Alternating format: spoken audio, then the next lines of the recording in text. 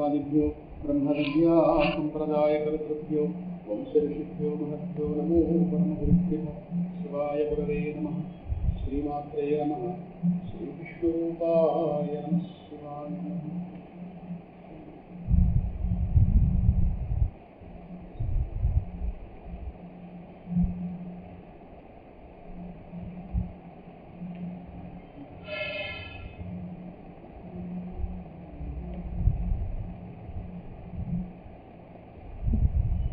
కథాస్వరూపంగా వెలుగొందుతున్న భాగవత పురుషుడి యొక్క దివ్య శ్రీచరణాలకు ప్రణమిల్లుతూ శ్రీమద్ భాగవత ప్రథమ స్కంధం యొక్క సప్తాహ మహోత్సవ కార్యక్రమం యొక్క 2వ రోజులో ప్రవేశిస్తే నిన్న రోజున మొదటి 3 అధ్యాయాల్ని యథాశక్తి అనుసంధానం చేసుకోవడం జరిగింది. ఎందుకంటే యథాశక్తిని ఎందుకనాలంటే సూతుల వారే అన్నారు, యథాధీతం యథామతి అన్న చివరి మాట. నా బుద్ధికి ఎంత అందిందో అంత. నా అదృష్టం కొద్దీ సుఖమహాముని అక్కడ పరీక్షిత్తుకి భాగవతం బోధించినటువంటి ఆ దివ్య ప్రదేశంలో ఉండే అదృష్టం నాకు లభించింది. నేను అక్కడ ఉన్న వారితో పాటు నేను శ్రవణం చేశాను. అయితే నా బుద్ధిలో ఉన్న దోషాలు ఆయన చెప్పిన మహానుభావుడు చెప్పిందంతా కూడా నేను అర్థం చేసుకోగలిగాను అని అంటే అహంకరించడం అండి. కనుక నా బుద్ధిని అందినంత వరకు నేను ఎంత గ్రహించాను దాన్ని చెప్పగలిగేందుగా చెప్తాను. కొంతమంది బుద్ధికి అందినా చెప్పడంలో కొంత సమస్య ఉంటుంది. వాళ్ళ లోపల ఉంటుంది, పైకి ఎక్స్ప్రెస్ చేయలేదు, రకరకాల సమస్యలు. ఇవాళ చెప్పడం ఒక అర్థం కావడం ఒక అదృష్టం అయితే దాన్ని శ్రోత యొక్క హృదయంగమంగా ఆవిష్కరించగలడం మహా అదృష్టం. 2 అదృష్టాలు కొంతమంది భక్తుల దగ్గర ఉంటాయి. కొంతమంది పెద్ద పెద్ద భక్తులు ఉంటారు కానీ అవతల వాళ్ళని ఆకట్టుకోలేదు, అందువల్ల జనం ఉంటారు, వాళ్ళ ద్వారంలో వాళ్ళు వెళ్తారు. కొంతమంది జనాన్ని ఆకట్టుకున్న మాటలు చెప్తారు కానీ విషయం ఉండదు, గట్టిగా పట్టుకుంటే విషయం ఉండదు. పండితులు శాస్త్రజ్ఞులు అయిన వాళ్ళు ఆమోదించే మాటలు అక్కడ ఉండవు. సామాన్య జనాన్ని ఆకట్టుకునే జనం సభైకి నిండుగా ఉంటుంది కానీ అక్కడ ప్రధాన విషయం ఉందా అంటూ సందేహాస్పదంగా ఉంటుంది. 2 కూడా ఒక వ్యక్తి దగ్గర కనిపించడం అనేటువంటి సన్నివేశాలు చాలా తక్కువ ఉంటాయి. కనుక మహానుభావుడు యథాధీతం యథామతి, నేను నా బుద్ధి అంతంలో నేను గ్రహించిందని మీకు చెప్తాను అని నేను మొదటి 3 అధ్యాయాలు అనుసంధానం చేసుకోగా చివరిలో 3వ అధ్యాయం చివరిలో వచ్చిన మాట. మొదటి అధ్యాయంలో శౌనకాది మహర్షులు సూత పౌరాణికుడిని ప్రశ్నించడం, మంగళాచరణం జరిగింది. 2వది సూత మహాముని ఆవిష్కరించినటువంటిది భగవత్ కథావైభవం, భగవద్భక్తి యొక్క మాహాత్మ్యం 2వ అధ్యాయం. ఇంకా 3 దగ్గరికి వస్తే భగవంతు యొక్క అవతారముల వర్ణన అనేది నిన్న స్వామి యొక్క 19 అవతారాలు ఏవైతే ఉన్నాయో వాటిని ఆవిష్కరించుకున్నాం. 4వ అధ్యాయంలో ప్రవేశిస్తే వ్యాకుల వారు వ్యాకుల చిత్తుడై చింతిస్తుంటారు. అది 4వ అధ్యాయం యొక్క విషయం. వ్యాకుల వారు విషాదంతో ఉంటారు ఇక్కడ, అదేమిటో చూద్దాం. వ్యాకుల వాచ ఆయన వినిపిస్తానని చెప్పారు కదా, వినిపిస్తున్నారు. ఇది బ్రువాణాం సంస్థూయ మునీనాం దీర్ఘపుత్రిణాం వృత్వ కులపతి స్తూతం వృచ శౌనక ప్రవీత్.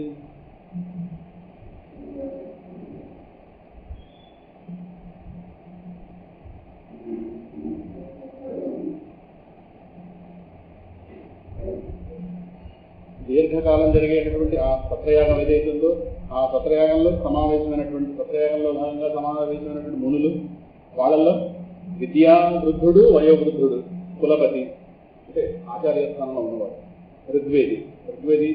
ఋగ్వేదాన్ని పూర్తిగా అవపోసన పట్టినటువంటి ఆ శౌనకుడు, ఆ మహర్షి ఎవరైతే ఉన్నారో ఆయన ఈ సూత పౌరాణికుని యొక్క వచనాలను విన్న మీద ఆయన్ని ప్రస్తుతిస్తూ ఇలాగా చెప్తున్నారు శౌనక మహర్షి మాటలు. సూత మహాభాగ వదతాం వర కథాం భాగవతీ పుణ్యాం యదాహ భగవాన్ శుక. మంచి ప్రశ్నలు చెప్తారు ఇక్కడ. ఓ మహాత్ముడైన సూతముని, నువ్వు వక్తల్లో శ్రేష్ఠుడివి, పుణ్యాత్ముడివి. ఆ మహానుభావుడైనటువంటి ఆ సుఖయోగేంద్రుడు పరీక్షిత్తుకి వినిపించినటువంటి ఆ పవిత్రమైన భాగవత కథ మాకు కూడా నువ్వు ప్రవచనం చేయి. అసలు ఆ కథ ఏ యుగంలో ఏ ప్రదేశంలో జరిగింది, దానికి కారణం ఏంటి? ఆ మునిశ్రేష్ఠుడైనటువంటి కృష్ణ ద్వైపాయుడు అనగా వేదవ్యాసుడు ఇంకా తెగానందం వస్తుంది. మనం వెళ్ళిపోతున్నాం గంగానది తీరా కదా. భగవతానికి శక్తి ఉంది, సామాన్యమైన శక్తి.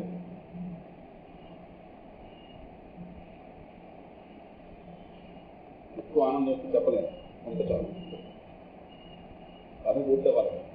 అందువల్ల ఆ మునిశ్రేష్ఠుడైనటువంటి ఆ వేదవ్యాసుడు ఎవరి ప్రేరణ వల్ల ఇగో ఈ సంహిత, ఈ పారమహంస సంహిత అని అనుకున్నాం కదా, పరమహంస సంహితనైన ఈ పురాణాన్ని, మహాపురాణాన్ని రచన చేయడం జరిగింది అని ప్రశ్నలు అడుగుతున్నారు. అలాగే ఆ మహాత్ముడు కుమారుడైన సుఖమహర్షినారే గొప్ప యోగి, సమదర్శి, అంతటా వ్యాపించిన వస్తువును నిరంతరం దర్శించేవాడు, అఖండ దృష్టి సంపన్నుడు. ఏమిటి పదం? మనది ఖండ దృష్టి, ఆయన అఖండ దృష్టి. అఖండ వస్తువుని చూసే దృష్టి అఖండ దృష్టి. మనం ఖండఖండంగా చూస్తాం ప్రతిదాన్ని, ఇది వేరు అది వేరు, అది వేరు అది వేరు, అది వేరు అది వేరు, అది వేరు అది వేరు. అన్నింటినీ కల్పించినటువంటి సూత్రం ఏదైతుందో ఆ సూత్రాత్మకంగా జగత్తును చూడలేము. చూస్తే జ్ఞాని. సూత్రాత్మ ఎవరు? విష్ణువు. ఇగో దాన్ని గుర్తుపడినటువంటి నామరూపాలు. సో ఈ నామరూపాలని ఖండభావంతో మనకి ఖండ. అందువల్ల ఒకరిని ఎవరు వేరు అనుకుంటుంటాం. ఆయన అఖండ దృష్టి సంపన్నుడు. ఎంత గొప్ప పదం అవుతుంది. సత్య పుత్రో మహాయోగి సమద్రం నిర్వికల్పక ఏకాంతమతి రున్నిద్రో మూఢో మూఢ నివేయతే. చమత్కారంగా ఉంటాడండి మహానుభావుడు. సాంసారిక విషయాలు పూర్తిగా విముఖుడు, సర్వదా పరమాత్మ ఎందే స్థితుడై ఉండేవాడు, ఆత్మజ్ఞానంలో మునిగి ఉంటాడు. ఇతరుల దృష్టికి ఆయన ఒక మూఢుడిగా కనిపిస్తాడు. మూఢ ఇవ లోకానికి అలాగే ఉంటారు మహాత్ముడు. మనకున్న ప్రపంచం నుంచి వాడికి లేకపోతే వాడు మన దృష్టిలో మూఢుడు అలాగే ఉంటుంది. ప్రహ్లాదుడు కూడా అలాగే ఉంటున్నాడు. ఇప్పుడు అక్కడ ఆయన గొప్పతనాన్ని చెప్తూ సౌనక మహర్షి ఆ నోట విన్నటువంటి సుఖ మహర్షి వైభవాన్ని గురించి చెప్తూ, ఇది ఇప్పుడు మనం చెప్పుకునే మాట. దృష్ట్వా అనుయాంతమృషిం ఆత్మజమపి అనగ్నం దేవ్యో ధ్రియా పరిదధుర్న సుతస్య చిత్రం తద్వీక్ష్య పృచ్చతి మునౌ జగదుస్తవాస్తి స్త్రీ పుంభిదా నతు సుతస్య వివిక్త దృష్టే. మనం తెలిసిన విషయం. వ్యాసుల వారు ఆ కుర్రాడు కాస్త పుట్టగానే వెళ్ళిపోయాడు కదా, ఆ పుట్టాడు అలాగే వెళ్ళిపోయాడు అంతే. పుట్టి మీద వస్త్రం, అసలు దేహధ్యాస రవ్వంత కూడా లేనివాడు 8 ఏళ్ల పిల్లాడే అలా పుట్టాడు అంతే. కృష్ణ పరమాత్మలాగా పీతాంబరం ఈ మేకప్ పెట్టుకుని పుట్టలేదు, ఆయన అందరిలాగే పుట్టాడు మహాన్ సుఖయోగేంద్రుడు. పుట్టినవాడు ఆ నగ్నంగా అలాగే ఉంది. తండ్రి పెడితే కొద్దిగా ఆలస్యం చేస్తున్నాడు భాగవతం చెప్పడానికి, నడక అలా వెళ్ళిపోతుంది. ఆ నగ్నంగా వెళ్ళిపోతున్నటువంటి ఆ కుమారుడు అంటే ఈయనట్టు పుత్ర అని ఆ సన్నివేశం నేను చెప్పుకున్నాను. ఆ సమయంలో ఆ హిమాలయ ఆ ప్రాంతంలో వెళుతుంటే దారిలో ఉన్నటువంటి నదీ జలాల్లో కొందరు స్త్రీలు వాళ్ళు స్నానం చేస్తారు. వాళ్ళ ముందు వెళుతున్నటువంటి ఆ పరమహంస ఉన్నాడే, దేహధ్యాస రవ్వంత కూడా లేనివాడు, కుర్రాడు వయసులో ఉన్నవాడు. ఆ సుఖదేవుడిని చూసి వస్త్రాలు ధరించాలనే ఆలోచన కూడా వాళ్ళ కాదు. కానీ ఆ వస్త్రం లేని వాడిని చూస్తే వస్త్రాన్ని ధరించాలని ఆలోచన రాదు. వస్త్రం కప్పుకుని కానీ తాతగారు వస్తున్నారు, నాన్నగారు, ఈయన చూడగానే వాళ్ళ వస్త్రాలు కప్పుకోవాలి అయిపోయింది. అక్కడ వస్త్రం ధరించిన వ్యాసుని చూడగానే వాళ్ళందరూ కూడా సిగ్గుతో బట్టలు కప్పుకున్నారు. అప్పుడు వ్యాసముని మహాముని ఆశ్చర్యపడి ఏమిటాన్ని అలా చేశారు అనగానే అన్న ఆ స్నానం చేస్తున్న స్త్రీలు అన్నాక మీ దృష్టిలో ఇంకా స్త్రీ పురుష భేదభావం ద్వైత బుద్ధి పోలేదు కనుక కానీ మీ కుమారుడి దృష్టిలో సర్వం దొరుకుతుంది తెలిసిపోతుంది. మహాతేజస్తో పిచ్చివాడే అలా పెట్టడం లేదు, మహాతేజస్తో వెళుతున్నాడు కనుక ఆ మహానుభావుడు చరాచర ప్రాణులన్నింటిలో పరబ్రహ్మాన్ని తెలుసుకున్నాడు. నాకు అర్థమైందండి. అందుకే మాకు ఆ స్పృహ లేదు, వాడు వెళ్తుంటే వాడికి మామీ స్పృహ లేదు కనుక దాన్ని భగవద్గీతలో స్వామి 2వ అధ్యాయం ఆఖరి శ్లోకాలు చెప్తారు. ప్రహ్లాదుల దగ్గర కూడా వస్తుంది.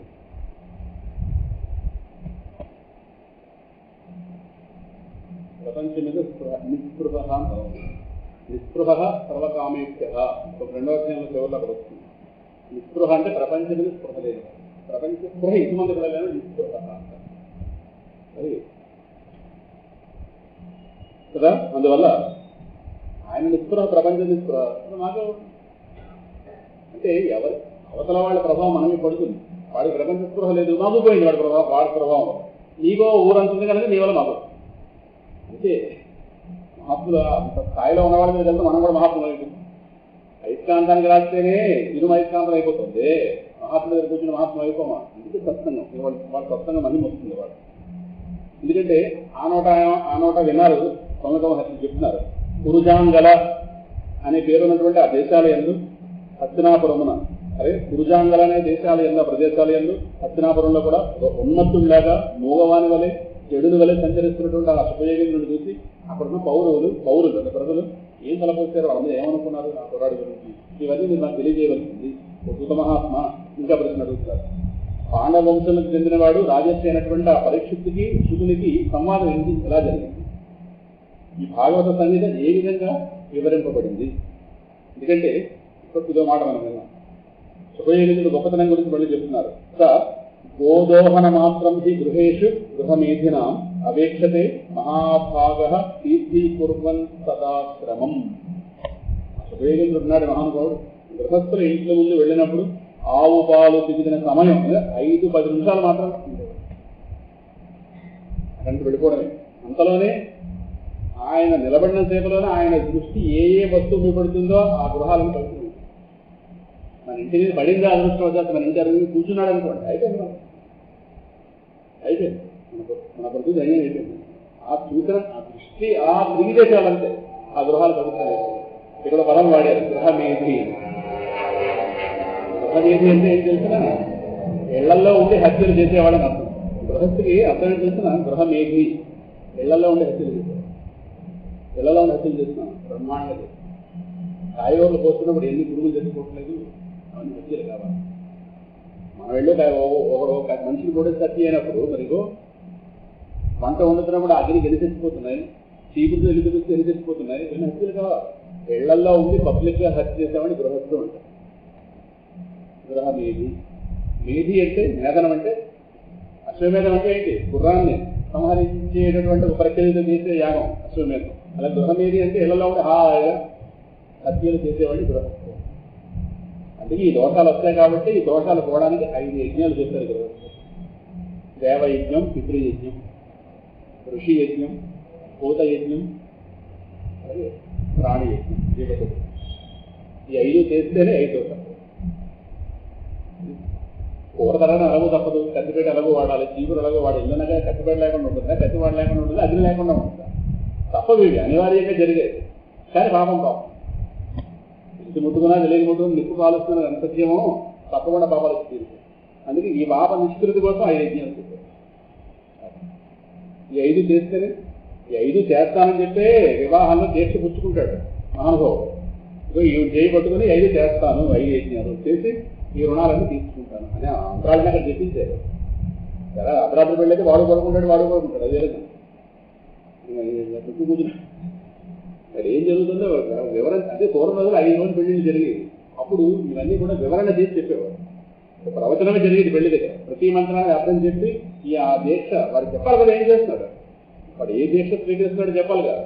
అవి చెప్పడానికి 5 రోజులు పెళ్లి లేదు, 5 రోజులు 4 రోజులు అలా ప్రవచనమే జరిగేది పెళ్లి మీద. ఆయన ఈ మంత్రమే అర్థం ఇది, దీని ద్వారా నువ్వు ఈ దీక్ష తీసుకుంటున్నావు.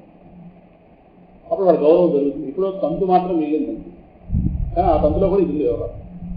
అందువల్ల గృహమేధి ఇళ్లలో ఉండి హత్యలు చేసేవాడు. దీనికి ఎవరు ఏ పోలీసులు పట్టుకెళ్ళరు. కారణం వాడు ఇంట్లో చేస్తున్నాడు. మనిషిని చెబితే పోతారు కానీ వంకాయలో ఉన్న పురుగులు చెబితే వీరికి పట్టుకెళ్ళామంటే జైలు చాలా.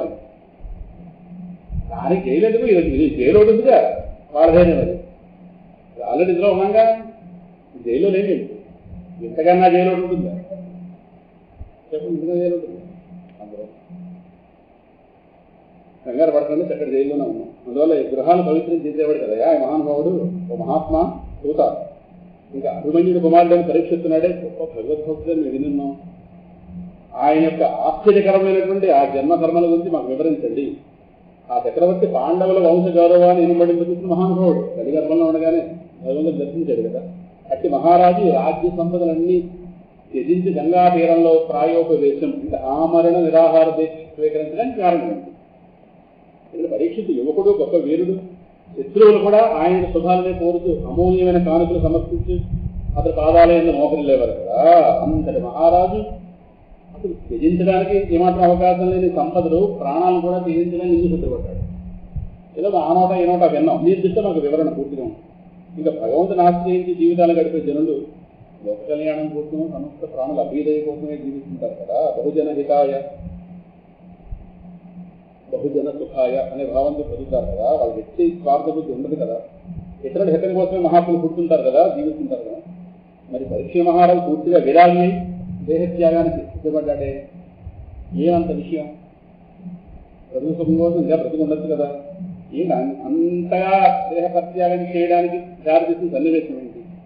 మహాముని, నువ్వు వేదములేదే కాకుండా ఇతర పురాణ ఇతిహాసములేదు శాస్త్రంలో కూడా పారంగతుడివి, అంటే వాటి యొక్క అంతు చూసిన వాడు కనుక మేము ఇప్పుడు అడిగినటువంటి విషయాలన్నీ కూడా మాకు దయతో మీరు వివరించండి అనగానే వెంటనే సూత మహాముని ప్రారంభిస్తూ, మహర్షులారా, ఇప్పటి ఈ నడుస్తున్న చతుర్యుగంలో, అంటే ఈ ముందు నడుస్తున్న ప్రస్తుతం ద్వాపరయుగం, ఈ 4 యుగాలు కృత త్రేత ద్వాపర కలి, ఈ 4 కలిపితే చతుర్యుగం అంటారు.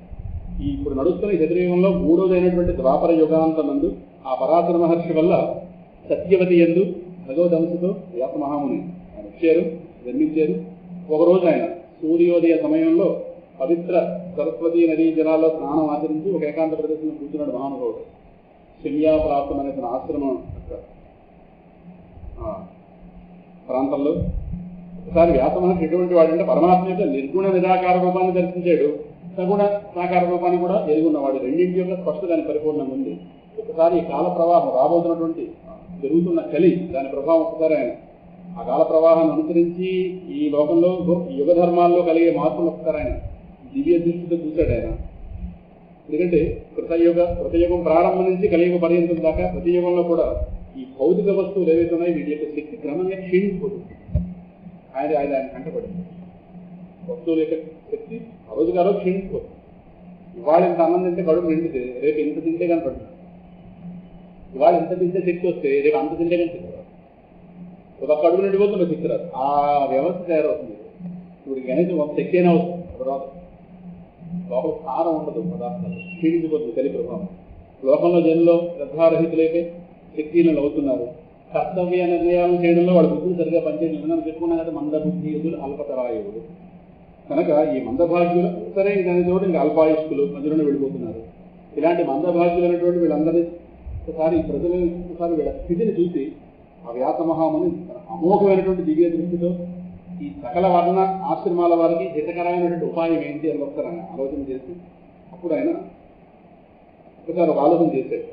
వేదం చేత ప్రతిపాదింపబడినటువంటి చాతుర్హోత్ర కర్మ అంటే యజ్ఞం ఏదైతే ఉందో, ఆ యజ్ఞం ఏదైతే ఉందో ఆ యజ్ఞమే వీళ్ళందరినీ పవిత్రం చేస్తుంది అని ఒక నిర్ణయానికి వచ్చి ఆ యజ్ఞాలను విస్తరింపజేయాలి లోకంలో అని ఒక నిర్ణయానికి వచ్చాడు. చేసి అప్పుడు ఒకే వేదాన్ని 4 విభాగాలుగా ఆయన విడగొట్టేట విభాగాలు చేసి అందులో అంటే వేదమంతా కూడా ఒక రాశీభూతంగా ఉంటే ఆ వేదాన్ని 4 వేదముల పేరుగా ఆయన విభాగం చేశాడు. ఆయన ఆ 4 ఋగ్వేదం, యజుర్వేదం, సామవేదం, అథర్వణ వేదం అనేటటువంటి ఆ 4 విభాగాలుగా చేసి వేదములను వ్యాసం చేశాడు కాబట్టి వేదం కాదు. అసలు పేరు ఆయన పేరు బాదరాయణుడు. బదరి అనే వనంలో పుట్టాడు కనుక బాదరాయణుడు. వేదములను వ్యాసము అంటే విభజన చేసాడు కనుక వేద వ్యాసుడు అని విభాగాలు చేసి ఆ విధంగానే ఇతిహాస పురాణాలని పంచమ వేదం అని అంటారు. అది కూడా రచన చేశాడు. మహాభారతాన్ని పంచమ వేదం ఇతిహాసం. ఈ ఋగ్వేదాన్ని పైలుడు అనే తన శిష్యుడికి బోధించాడు. ఆయన ద్వారా వ్యాపింపజేశాడు. అలాగే జైమిని అనే మా విద్వాంసుడు ఆ శిష్యుడు తన శిష్యుడు జైమిని ఆయన ద్వారా సామవేదాన్ని లోకంలోకి వాళ్ళని ఎక్స్పెక్ట్ చేశాడు ఆయన అందులో. అలాగే యజుర్వేదంలో వైశంపాయనుడు అనే ఆరితేరని వాడు ఆయన ద్వారా యజుర్వేదం లోకంలో ప్రవేశింపజేసి ఆ విధంగానే సుమంతుముని అనేటటువంటి ఆయన చేత అథర్వ వేద శాఖలని ఆయన ద్వారా లోకంలోకి ప్రచురింపజేసి ఆ విధంగానే ఇతిహాస పురాణముల యందు ఈ ఇప్పుడు చెప్తున్న ఆయన తండ్రి సూత మహాముని తండ్రి రోమహర్షణుడు ఆయన కూడా వ్యాసుల వారికి డైరెక్ట్ శిష్యుడు. ఆయన ద్వారా ఈ ఇతిహాస పురాణాలన్నింటినీ కూడా లోకంలో ప్రవేశింపజేశాడు. ఆయన మా తండ్రి గారు నా చెప్తే నేను చెప్తున్నాను.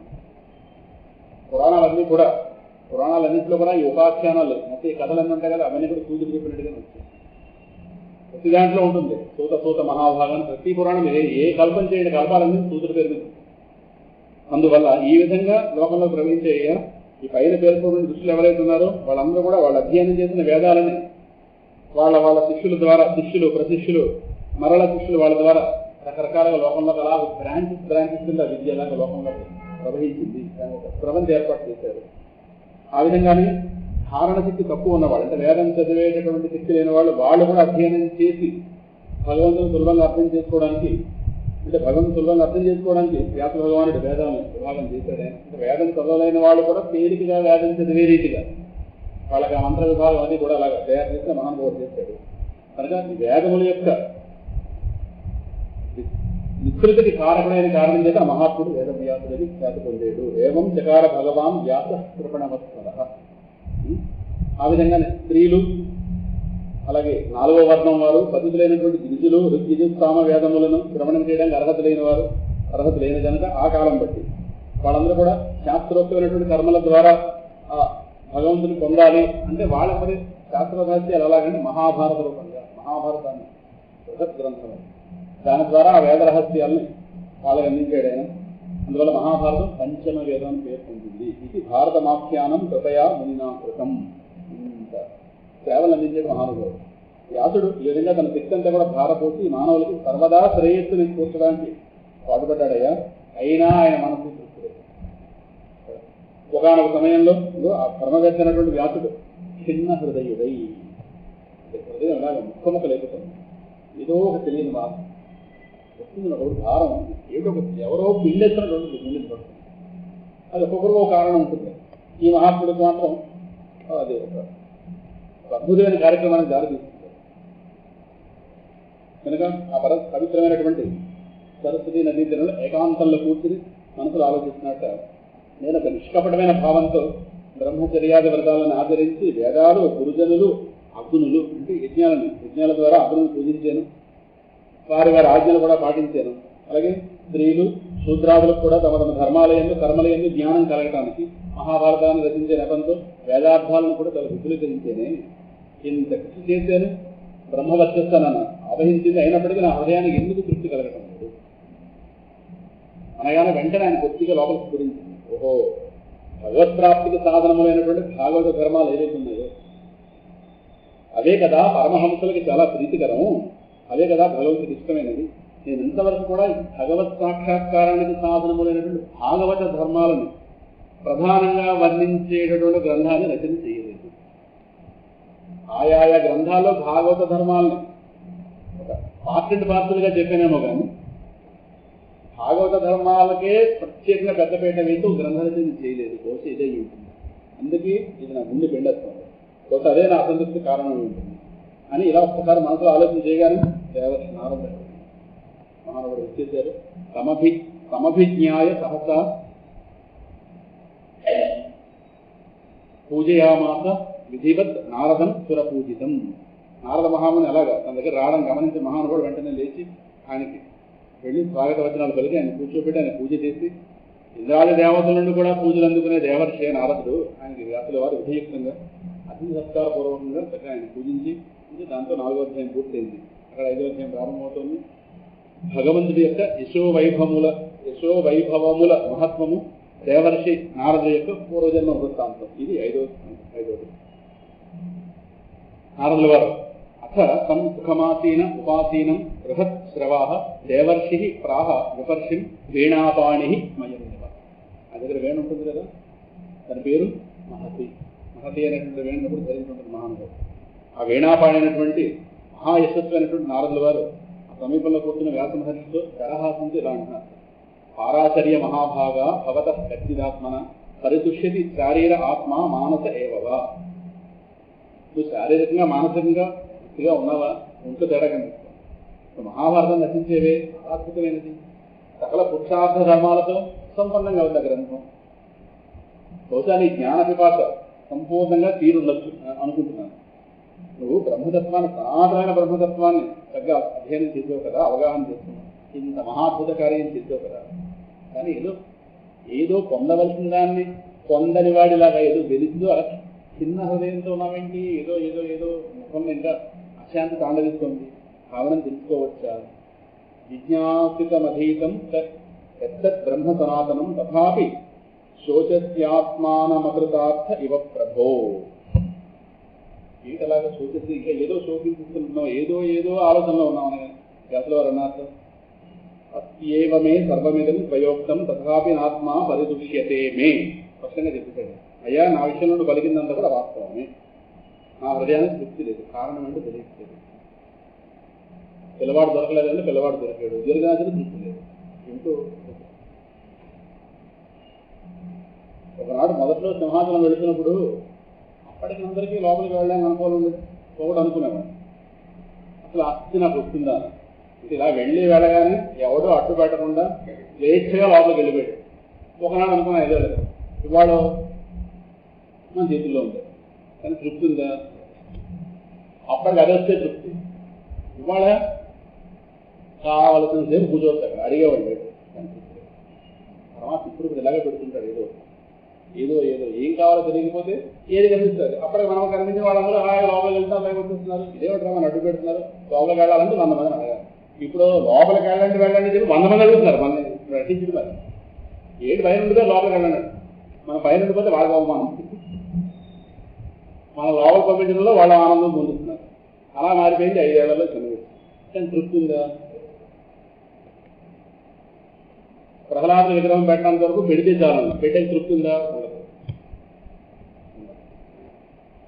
కొందరు పొందేందాక తృప్తి రాదు, కానీ తృప్తి వచ్చేస్తుంది అన్నట్టు అనిపిస్తుంది. వాళ్ళు అక్కడ సముద్రం ఆకాశం కలిసిపోతున్నట్టు కనిపించినట్టు దగ్గరికి వెళ్తే ఉండదు. ఇంకా ఇలాగే ఉంటుంది ప్రపంచం. నువ్వు అగాధమైనటువంటి జ్ఞానం కలిగిన వాడివి, నాకా ఈ అశాంతి కారణం తెలియటం లేదు. సాక్షాత్ బ్రహ్మదేవుడు మానసపుత్రుడివి. మానసపుత్రుడు కాదు, తొడలోంచి పుట్టాడు. నాలుగు కనక సంబంధాలు మనసులోంచి పుట్టాడు. సవై భవాన్ వేద సమస్త గుహ్యం తన్మూలం అవ్యక్తమగాధ బోధం పృచ్ఛామహేతు ఆత్మభవాత్మభూతం. సరేనా? కనుక అందువల్ల అశాంతికి కారణం చెప్పండి అని ఆయన ప్రశ్నించగానే అంటే సత్వరజస్తమో గుణాల ద్వారా ఇది విశ్వాన్ని సృష్టించి పాలించి లయం అందించినప్పటికీ కూడా పరమాత్మ దీనితో అంటపడకుండా ఉంటాడు అసంగంగా కదా. అటువంటి ప్రకృతి పురుషులకు స్వామి అయినటువంటి ఆ పురాణ పురుషుణ్ణి, ఆ పరమేశ్వరుని నువ్వు ఉపాసన చేసావు కనుక నీకు సమస్త రహస్యాలు కరతలామలకం, నీకు తెలియంది లేదు. నారదాను సర్వజ్ఞుడివి కనుక నా యొక్క యశాంతికి ఉపాయం చెప్పండి, కారణం చెప్పండి, ఉపాయం చెప్పండి. నువ్వు సూర్యుడిలాగా ముల్లోకాల్లో కూడా సంచరించి తిక్కున్నవాడు, ప్రాణవాయువులాగా నీ యోగ బలంచే సమస్త ప్రాణుల అంతఃకరణలో సాక్షి ఉండేవాడు. ఒక సందర్భంలో 4 రోజుల కల్లోకి వచ్చారు తిరుచినాపల్లిలో ఉండే. మన్నాడు వినాయక చవితి.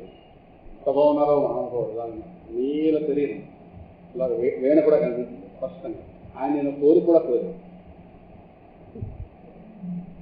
ఆయన నుంచి ఊరుకుంది. అప్పటికి పిల్లలమే అంత పిచ్చిలేదు ఇంకా. ఆయన వచ్చి పట్టించుంటాడు. ఎవరు అంటే చూపగలవు. ఆయన కోరారు. ఆ కోరిక స్పష్టంగా గుర్తుంది.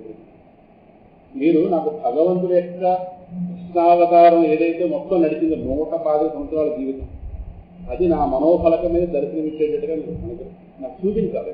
వాల్మీకి ఎలాగైతే స్పష్టంగా చూశారో రామాయణం మొత్తం చూస్తూనే రాశాడు. అలాగే 110 సంవత్సరాల జీవితం మొత్తం పరమాత్మ యొక్క జీవితం ఆరంభం నుంచి ముగించదాక నా మనోఫలకం మీద చూపించాలి అని చెప్పి, ఇంకా పరమాత్మ ఒక 10 మంది గోపికల మధ్య ఉంటే 11వ వాడిగా నేను ఉండాలి, ఆ ఏర్పాటు మీకు చేయండి అడిగాను. కళ్ళ ఆ కళ్ళలో కదా చూస్తే తెల్లారు 3:30 టైంలో కృష్ణాపల్లిలో మా వాడి ఇంటికి వెళ్ళి బ్రదర్ ఇంటికి అప్పుడు ఏమిటో మహానుభావుడు చూసాడంటే ఏమో ఆ రోజుకి ఇంత ప్రజ్ఞ లేదు. అందువల్ల సకల ప్రాణుల అంతఃకరణలకు సాక్షిగా ఉండగలిగి చెప్తున్నవాడివి ఈ యోగ బలం చేస్తాం. సరేనా? బాహ్యంలో ఎక్కడికైనా వెళ్ళగలవు, ఆంతర్యంలో కూడా అంతరం అది నేను ధర్మ మార్గాన్ని వేడకుండా ప్రవర్తిస్తున్నవాడిని. నాకేమి పరబ్రహ్మకి శబ్ద బ్రహ్మ అంటే వేదానికి నాకేమి వేదం ఏం లేదు, సంపూర్ణ జ్ఞానం కలిగింది. అసలు వాస్తవాన్ని నేనున్న పరిస్థితిలో పరమానంద భరితులనే ఉండాలి, కానీ ఆనందానుభవం లేదు. అదోటి ఏమిటి అశాంతి, తెల్లారి అశాంతి పిల్లెత్తాను కనుక నాలో ఈ లోపాన్ని గురించి నువ్వు కృపతో తెలపవలసింది అనగానే వెంటనే శాతమని నువ్వు భగవంతుడి యొక్క నిర్మల యశో వైభవాలను గురించి కీర్తించి ఉండలేదేమో. భవతానుదిత ప్రాయం యశో భగవతః అమలం జైనే వాసౌ నతుష్యేత మన్యే తద్దర్శనం కిలం. నా అభిప్రాయం ఏంటో చెప్తున్నాను విను. భగవంతుడి అనుగ్రహానికి నోచుకునే శాస్త్రం కానీ జ్ఞానం కానీ అసంపూర్ణమే. ఇది అభిప్రాయమా? నీవు ధర్మం మొదలైన పురుషార్థాల గురించి వివరించినంతగా కృష్ణ పరమాత్మ యొక్క మహిమను గురించి వివరించేటువంటి ప్రయత్నం చేశారు. ఏదో అవసరమైనంత మేరకు అక్కడ వివరించావు కానీ మహాభారతంలో దీనికి ప్రాధాన్యత ఇవ్వలేదు. వాక్కులు ఎంత నవరసభరితంగా ఉన్నా భావ శబ్దాలంకారాలతో ఉన్నప్పటికీ జగత్తుని పవిత్రం చేయగలిగేటటువంటి శ్రీహరి యొక్క యశోగానం చేయబడకపోతే ఆ వాక్కులు ఆ గ్రంథం ఎటువంటిదంటే, సజ్జనాలు పెడుతున్నప్పుడు కాకులు ఉత్తిష్టం పెడతామే, ఆ అన్నం మెతుకులు పెట్టేటటువంటి స్థలం అది ఎంత పవిత్రమో ఈ గ్రంథం కూడా అంత పవిత్రం. కాకులకి ఉత్తిష్టం పెట్టే చోట వెళ్ళి అక్కడ కూర్చుంటావా? అది హంసలు కావు, కాకులు. అది వాడిగా దర్శనం పెట్టాడు, దుస్తులు పెట్టామంటే ఏదో దోషపూరితమైనటువంటి ఒక ప్రదేశం. అక్కడ కూర్చోమని అక్కడ అయింది 10 కాకులు వచ్చి వాళ్ళ కూర్చుంటాం, కొంచెం జపం చేస్తుంది.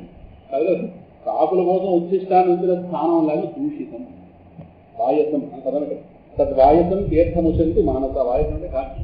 కనుక ఈ వాకులు ఎంత అందంగా కనిపించినప్పటికీ అలంకారాలు కానీ బ్రహ్మాండం ఉన్నప్పటికీ పరమాత్మ యొక్క యశోగానం అందులో చేయకూడదు. పరమాత్మ యొక్క కళ్యాణ గుణాలు కీర్తించబడకపోతే ఆ మాటల ద్వారా అవి కాకులకి ఉత్కృష్టం పెట్టినటువంటి ప్రదేశం పక్కన పెట్టారు. సరేనా?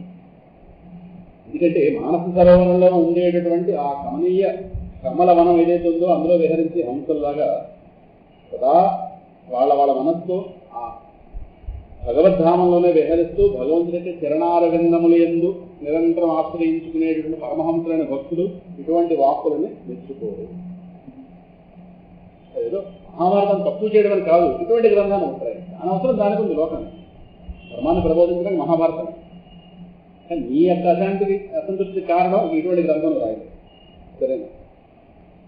అంటే రచన కోసం ఆకర్షణీయంగా లేకపోయినా అందులో ప్రతి శ్లోకంలో కూడా భగవంతుడి నామ గుణ వైభవాలు కనుక వర్ణించబడ్డాయా ఆ రచన లోకాల యొక్క పాపాలన్నీ తీసేది.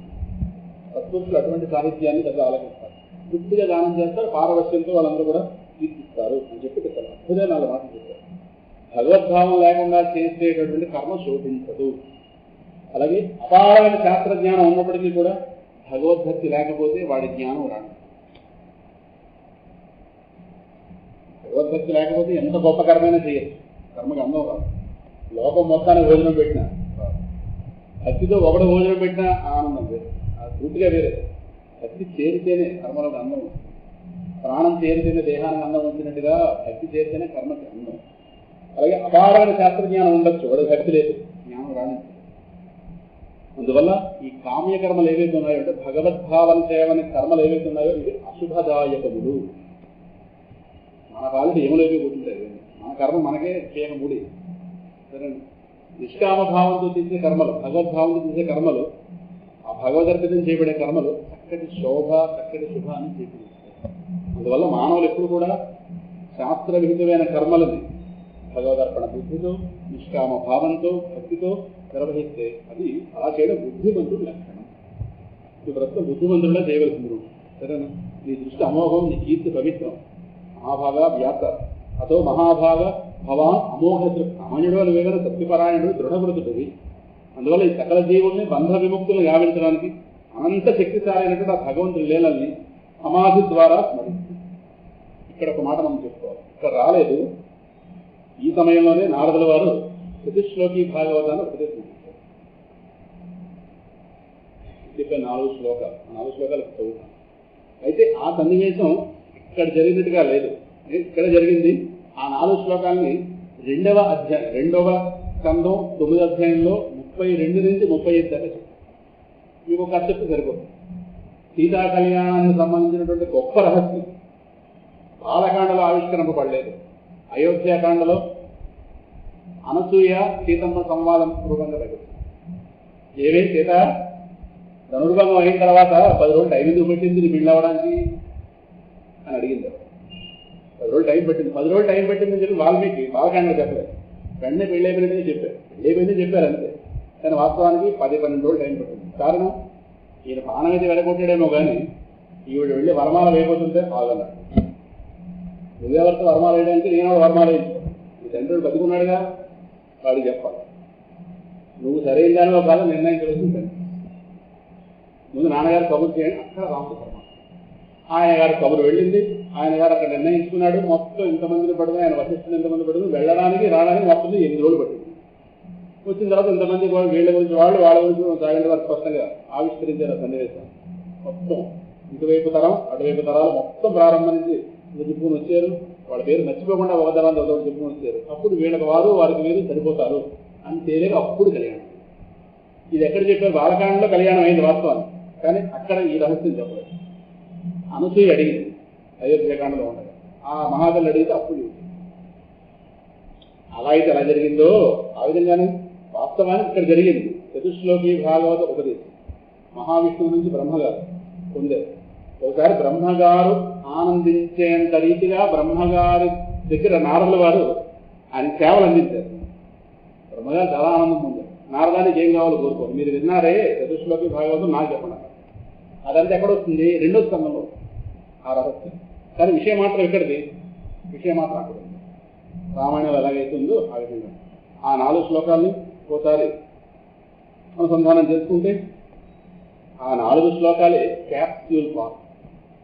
ఈ మాత్రం పెన్ డ్రైవ్లో 50 సినిమాలు ఉంటే ఎంత విచిత్రం కాదో, ఎలా విచిత్రం కాదో ఆ 4 శ్లోకాలని నారద మహర్షి ద్వారా వ్యాసుల వారు గ్రహించి దానిని ధారణ చేశారు. ధ్యానిస్తే మొత్తం 18,000 శ్లోకాల విషయమైనటువంటి మహాభారతం ఆయన మనోఫలకం.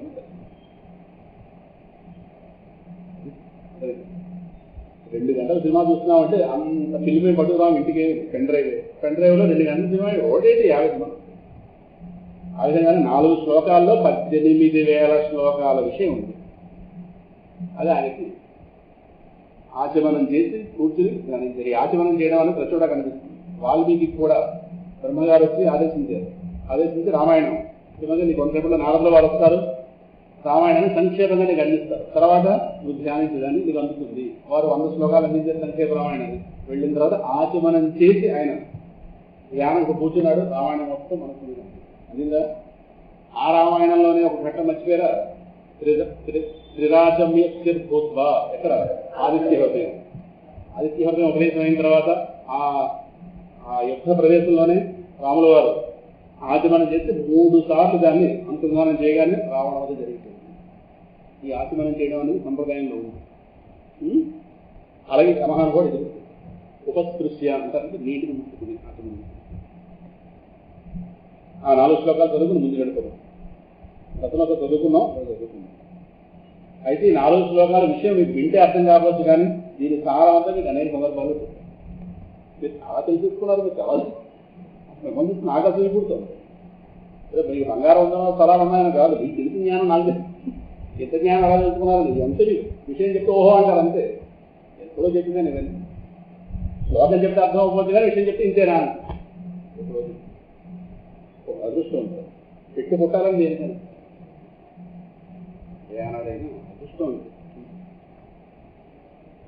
ఓం అహమేవాసమేవాగ్రే నాణ్యత్పరం తస్యాదహం యదేతచ్చ యోవశిష్యేత సోస్మ్యహం హృతేర్థం యత్ప్రతీయేత న ప్రతీయేత చాత్మని తద్విద్యావాత్మనో మాయాం యథా భాసో యథా తమః యథా మహాంతి భూతాని భూతేషు చావచేష్వను ప్రవిష్టాని అప్రవిష్టాని తథా తేషు న తేష్వహం ఏతావదేవ జిజ్ఞాస్యం తత్వజిజ్ఞాసునాత్మనః అన్వయ వ్యతిరేకాభ్యాం యత్యాత్ సర్వత్ర సర్వదా. విషయమంతా మీకు తెలుస్తుంది.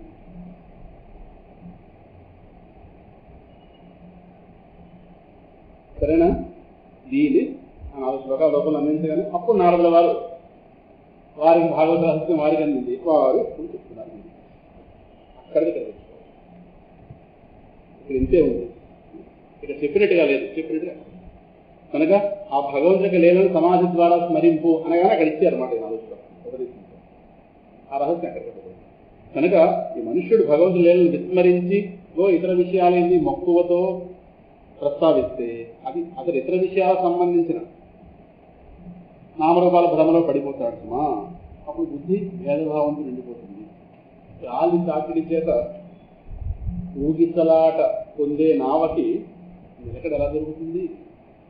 ఏదో నిలకడ ఉంటుందా? గాలి కూడా అటు పడిపోతుంది. అలాగే మనుషుడి యొక్క చంచలబోతే ఎక్కడ స్థిరంగా ఉంటుంది.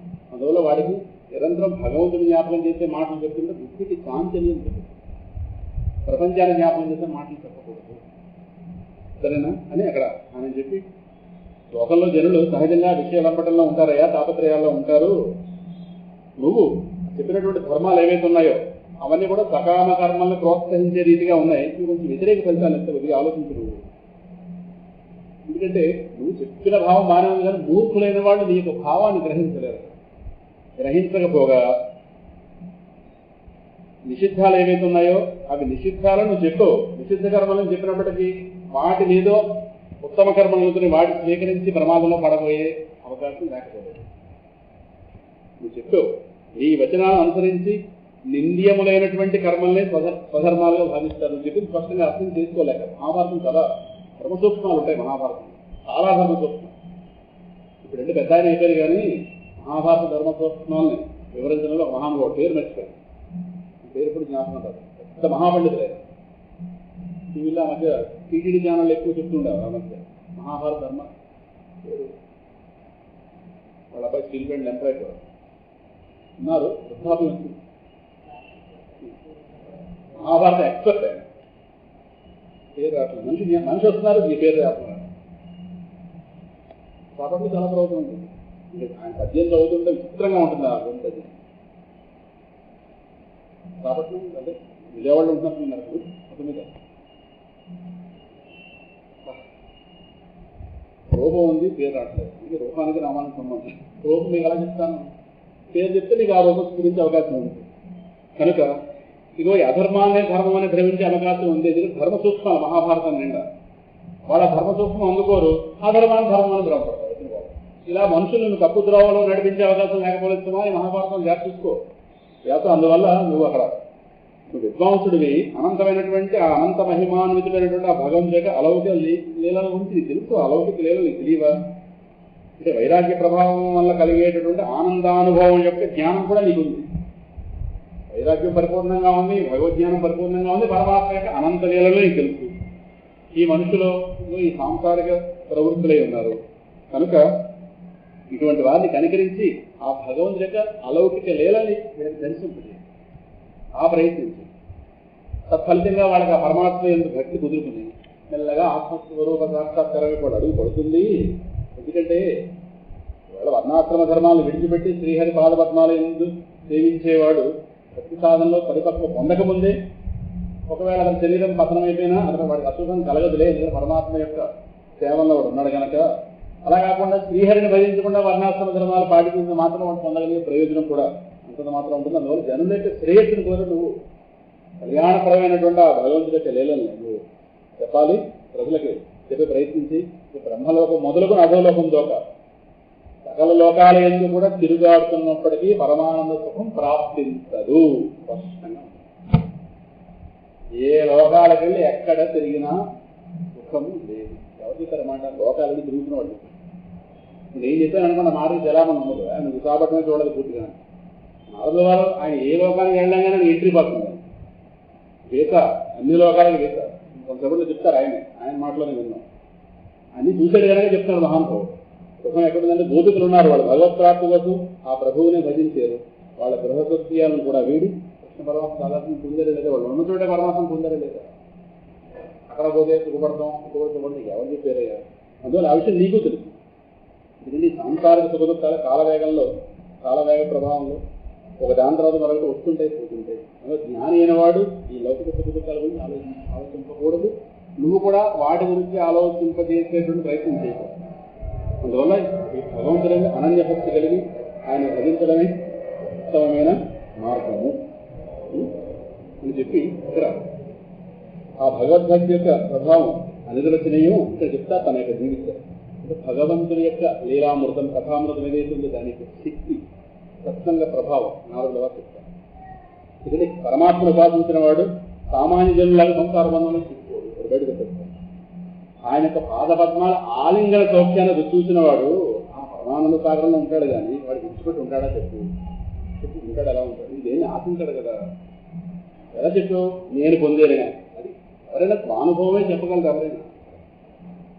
ఇంకా ఈ విశ్వం భగవద్గీత యొక్క సాకార రూపం, వ్యక్త రూపం.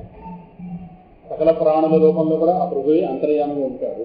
అందువల్ల ఆ స్వామి వల్లే విశ్వం యొక్క సృష్టి క్రియాలు జరుగుతున్నాయి కదా. ఆ పరమపురుషుడి గురించి నీకు అంతా తెలుస్తుంది, చెప్పక్కర్లేదు. అయితే నేను సంకేత మాత్రంగా నీకు నేను జ్ఞాపకం చేస్తున్నాను. ఆ పరమాత్మక లీలలో గుణాలు, దివ్య గుణాల ఉంచి నువ్వు చక్కగా కీర్తన చేయి. నీ జ్ఞానం అమోఘం అయ్యా వ్యాస సామాన్యుడు. స్వయంగా పురుషుడి గురించి అవతారం, నువ్వు అవతారం నేను అవతారం, ఇద్దరు అవతారాలు మాట్లాడుకుంటున్నాయి. సరే, ఆత్మస్వరూపం గురించి నీకు బాగా తెలుసు. నువ్వు జన్మరహితుడు అయినప్పటికీ కూడా లోక కళ్యాణం కోసం జన్మిస్తుంటావు. ఆ సచ్చిదానంద పరబ్రహ్మ పరమాత్మ యొక్క లీలావతారాన్ని, కీర్తి ప్రతిష్టలను నువ్వు దగ్గర యశోవైభవాన్ని కీర్తించాలి. సరే, అంటే తపస్సులు, వేదాధ్యయనం, యజ్ఞాచరణం, స్వాధ్యాయం, జ్ఞానం, దానం, వీటి వల్ల కలిగే ప్రయోజనాలు ఆ జగత్పూజ్యుడైనటువంటి ఆ కృష్ణ పరమాత్మక గుణాలని, లీలాలను కీర్తిస్తే కలిగిపోతాయి అని విద్వాంసులు చెప్తున్నారు అని చెప్పి ఇక్కడ మన యొక్క నారద మహాముని యొక్క పూర్వజన్మ పుస్తకం. ఇది గతంలో మనం నారద సంస్కృతాలు చెప్పినప్పుడు చెప్పుకున్నట్టు గుర్తు. మళ్ళీ ప్రకారం మీకు మళ్ళీ చెప్పక్కర్లేదు, ఎందుకంటే మీకు అంత జ్ఞాపకం ఉంటుంది అని సలహా మర్యాదగా చెప్పాలి. సలహా మర్యాదగా చెప్పాలండి కదా. అహం పురాతీత భవే అభవం మునే దాస్యాస్తు సత్యాశ్చన వేదవాదినాం నిరూపిత బాలక ఏవ యోగినాం శుశ్రూషణే ప్రావృత్తి నిర్వివిక్షత. బాగా ఆలోచన చూస్తే, బాగా కలిసి చూస్తే బాల్య వయసులో ఉన్నవాళ్ళే వేరు ముక్తి పొందించారు. నారదుడు కూడా బాల్యంలో ఉండగానే మానవ జ్ఞానం పొందించారు. వివేకానంద అన్నమాట వృధా పోదు. ఎందుకంటారు మునుపటి కల్పంలో నా పూర్వజన్మలో నేను దాసీపుత్రుడిని. సరే, ఒక ప్రదేశంలో ఒక వర్షాకాలంలో కొందరు వేదవేత్తలైనటువంటి యోగులందరూ కూడా చాతుర్మాస వ్రతం కోసం అక్కడికి వచ్చారు. నేను అప్పుడు పిల్లవాడిని. నా బాల్యంలోనే నేను వాళ్ళ సేవల కోసం వాళ్ళకి నియోగింపబడ్డాను. బాలుడిగా ఉన్నప్పటికీ కూడా స్థాపనీయమేమీ లేదు, విజేంద్రుడే ఉన్నాను. అంటే క్రమశిక్షణతో ఉన్న బాలుడే పిల్లవాడు. ఆటపాటలు దూరంగా ఉన్నాను. ఆటపాటలు దూరంగా ఉన్నామని ఆవిడ పిల్లలు జ్ఞాపకం వచ్చాడా? న్యస్త క్రీడనకో బాలో జడవత్తన్ మనస్సయా కృష్ణగ్రహ గ్రహీతాత్మ నవేద జగదీకృష్ణ. మీ మనసులో ఉన్న శ్లోకం బయటకు పెట్టినాను. ఇది ఆలోచన, అది వాక్. వాడ పిల్లవాడు చిన్న బాల్యంలోనే ఆటలు విడిచిపెట్టేసట్టే ఇంట్లో కదా. అందులో ఆటపాటలు దూరంగా ఉంటే ఆ మహాత్మ ఆజ్ఞానకారం చక్కటి సేవలు అందించారు. వాడు మిత భాషి, ఎక్కువ మాట్లాడేమంటే కదా. వాళ్ళు మాట్లాడమంటే మాట్లాడు. అసలు ముందు మనం బాగుపడాలంటే మిత భాష అవ్వాలి. మాటలు తగ్గిస్తే చాలా బాగుపడతాం. నా యొక్క ఈ తత్వభావాన్ని చూసి ఆ సమదృష్టి చక్కగా, అంటే అన్ని పనులు ఎందుకు గౌరవం. అంటే ఎంగిలాకులు తీయమనగానే మొహం ఇలా పెట్టడం, అన్నం వడ్డించమనగానే మొహం ఇలా పెట్టడం, ఇది లేదు సమదృష్టి. వాళ్ళకి సంబంధించిన ఏ పని అయినా సరే, కూడా ఇలా అలగుడ్డ తెచ్చిన చూడు అనగానే ఇష్టంగా చేయడం, విత్తనాకులు వేయి ఇష్టంగా చేయడం, ఇంకా వీళ్ళ ఆ పండు వేల కొట్టరా ఇష్టంగా చేయడం. అంటే అన్ని పనులు ఏంటి సమాన దృష్టి కలిగి ఉన్నాను. అది చూశారు వాడు, వీడు సమదృష్టి సామాన్యుడు అని. ఆ సమదృష్టినటువంటి ఆజ్ఞాసేవకుడైన నా మీద వాళ్ళకి విపరీతమైన కనికరం కలిగింది. చాలు, ఆ ఒక్కడి అనుగ్రహం మనం పడుతుంది. దాంతో వాళ్ళు తినగా మిగిలిన అన్నం ఉండేదే దాన్ని ఉచ్చిష్టం అంటారు. అంటే కంచంలో అన్నం అనుకోకలేదు. ముందు వాళ్ళు నివేదన చేసిన తర్వాత ఒకసారి పదార్థం వాళ్ళు చూపించిన తర్వాత వాళ్ళు తినగా గిన్నెలో మిగిలిపోతుంది. అదొకసారి అప్పుడు వాళ్ళు తినగా మిగిలింది కనుక అది యజ్ఞ హవిస్తో సమానం. అది వాళ్ళ అనుమతిని తినేవాళ్ళు. తిరిగి కదా వెంటనే తినేస్తే వాళ్ళు అగౌరవం. వాళ్ళు అగౌరవపరిచినట్లయితే మహాత్మని తినమంటారా? వాళ్ళ అనుమతితో వాళ్ళు తినగా మిగిలిన ఆహార పదార్థాలను ప్రసాద రూపంగా ఒక్క పూట మాత్రమే తినేవాళ్ళు. ఒక్క పూట మాత్రం భుజించి ఆ పాత్రం శుభ్రం చేసేవాళ్ళు ఆ గిన్నెలో. అవన్నీ ఇగో ఈ సేవల వల్ల నా పాపాలను దూరం. జనరల్గా అటువంటి వాళ్ళు అయితే ఆడవాళ్ళని పెట్టుకో, రకరకాల దోషాలు ఉంటాయి. ఈ ముఖ్యంగా ఇదో ఈ వయసులో పిల్లవాళ్ళు లేదంటే కొంచెం పెద్దవాళ్ళు పురుషులనే పెట్టుకుంటారు కాబట్టి స్త్రీలను వాళ్ళు పెట్టుకోరు. అందువల్ల ఈ పిల్లాడు దొరకడు అదృష్టం. క్రమక్రమంగా నా హృదయం కాస్త పరిశుద్ధం అవుతుంది. వాళ్ళు చేసే భజనలు పూజలు ఏంటో నాకు అభివృద్ధి పెరుగుతుంది.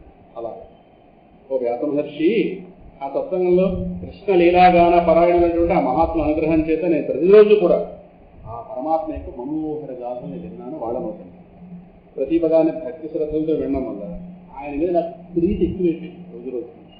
ఇదంతా మహాత్మ యొక్క సత్సంగ భాగ్యము స్పష్టంగా ఉంది. తత్రాన్వహం కృష్ణకథా ప్రగాయతాం అనుగ్రహేణా శృణవన్ మనోహరాః తాః శ్రద్ధయా మే అనుపదం విశృణ్వదః ప్రియశ్రవస్యంగ మమాభవద్రుచి. మహాత్ముల యొక్క సాంగత్యం అయిందా? దాంతో నాలో భగవంతుని భక్తిభావం పెరిగి భక్తిభావం పెంపొందడంలో ఆ మహాయశో వైభవాలు ఉన్నటువంటి ఆ ప్రభువు ఎంత నా బుద్ధి స్థిరపడిపోయింది. ఏది ఇంత కలిపే ఆ 4 నెలల్లోనే చాతుర్మాసంలో ఆ రోజుల్లో 4 నెలలు కూర్చునేవాడు. కాబట్టి ఇప్పుడు ఈ కాలం వాళ్ళు కూర్చోడం కష్టంగా ఎవరు సాధువులు ఇంకా అనమైన కుదురుగా కూర్చుంటే వాళ్ళకి అస్సలు కుదిరిపోయేది కూర్చున్నారు. దురదృష్టం ఏవో కార్యక్రమాలను తిరుగుతున్నారు రోజు. అసలు 4 నెలలు కదలకూడదు. 4 కాస్త 2 నెలలు చేస్తారు అర్థశాస్త్రం. ఇంకా అవ్వగానే క్యాంప్ ఇలాగ వైరాగ్యం పొంది ఆ 2 నెలలు అయితే బంధించినట్టు అవ్వగానే వెళ్ళిపోవడం అంతే. ఇదా 2 నెలలు వెళ్ళిపోవాలి అంటే ఇక్కడ సుఖం నీకే అంత వెర్రి విధం ఉంటే మామూలు వాళ్ళు ఎలా ఉంటారు? వెళ్ళి తర్వాత వెంటనే వెళ్ళిపోవాలి. అన్నాడే వెళ్ళిపోవడం క్యాంప్ ఇక్కడ బంధించేది 2 నెలలను అంతా ప్రపంచం చూడ మిక్స్ చేసేది. అలా చెప్పలకు వాళ్ళు ఉండకూడదు. అలా దరిద్రం లక్షణాలు లేవు. ఒక దగ్గర ఉంటే నువ్వు కూర్చుంటే ఆ స్థలాన్ని క్షేత్రంగా తయారు చేయాలి. అది కదా ప్రజలు కాదు. సాధు వెళ్ళి క్షేత్రంలో కూర్చోవడం కాదు, సాధువు కూర్చున్న స్థలం క్షేత్రం వాడు కాదు. నువ్వు ఎక్కడికోపోతే ఇంకేమైంది? ఇక్కడ లేని ఎక్కడైనా ఉందా? ఇక్కడ లేని ఎక్కడైనా ఉన్నాడు భగవంతుడు ఎలా అవుతాడు? ఎప్పుడు ఉన్నాడు బైక్ లాగా అక్కడ దాకా చూద్దాం. తర్వాత తిరుగుడు నా బుద్ధి స్థిరపడిపోయింది. సరేనా? ఈ జగత్తు యొక్క రహస్యం అర్థమైపోయింది. ఓహో, ఈ జగత్తుని జగత్కారణమైన పరమాత్మ తన మాయ చేత దీన్ని తన ఎందే తయారు చేసి దీని యొక్క రాకపోకలు తన యొక్క పర్యవేక్షణలో దీని యొక్క సృష్టి హృదయాలు నడుపుతున్నాడు. ఈ రహస్యం నాకు అంటబడింది. జగత్ రహస్యం అంటబడింది మహానుభావుడికి 4 నెలల్లోనే.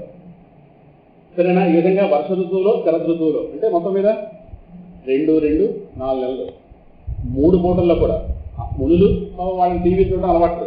ఆ శ్రీహరి యొక్క నిర్మల యశస్సును గానం చేసేవారు. అంతేకాదు శాస్త్రాధ్యయనం శాస్త్ర ప్రవచనాలు ఏమి తప్పించి ఈనాడు పేపర్ ఒకటి చూడడం, ఆంధ్రజ్యోతి ఒకటి చూడడం ఈ వాళ్ళ అలవాటు వాళ్ళకి లేదు.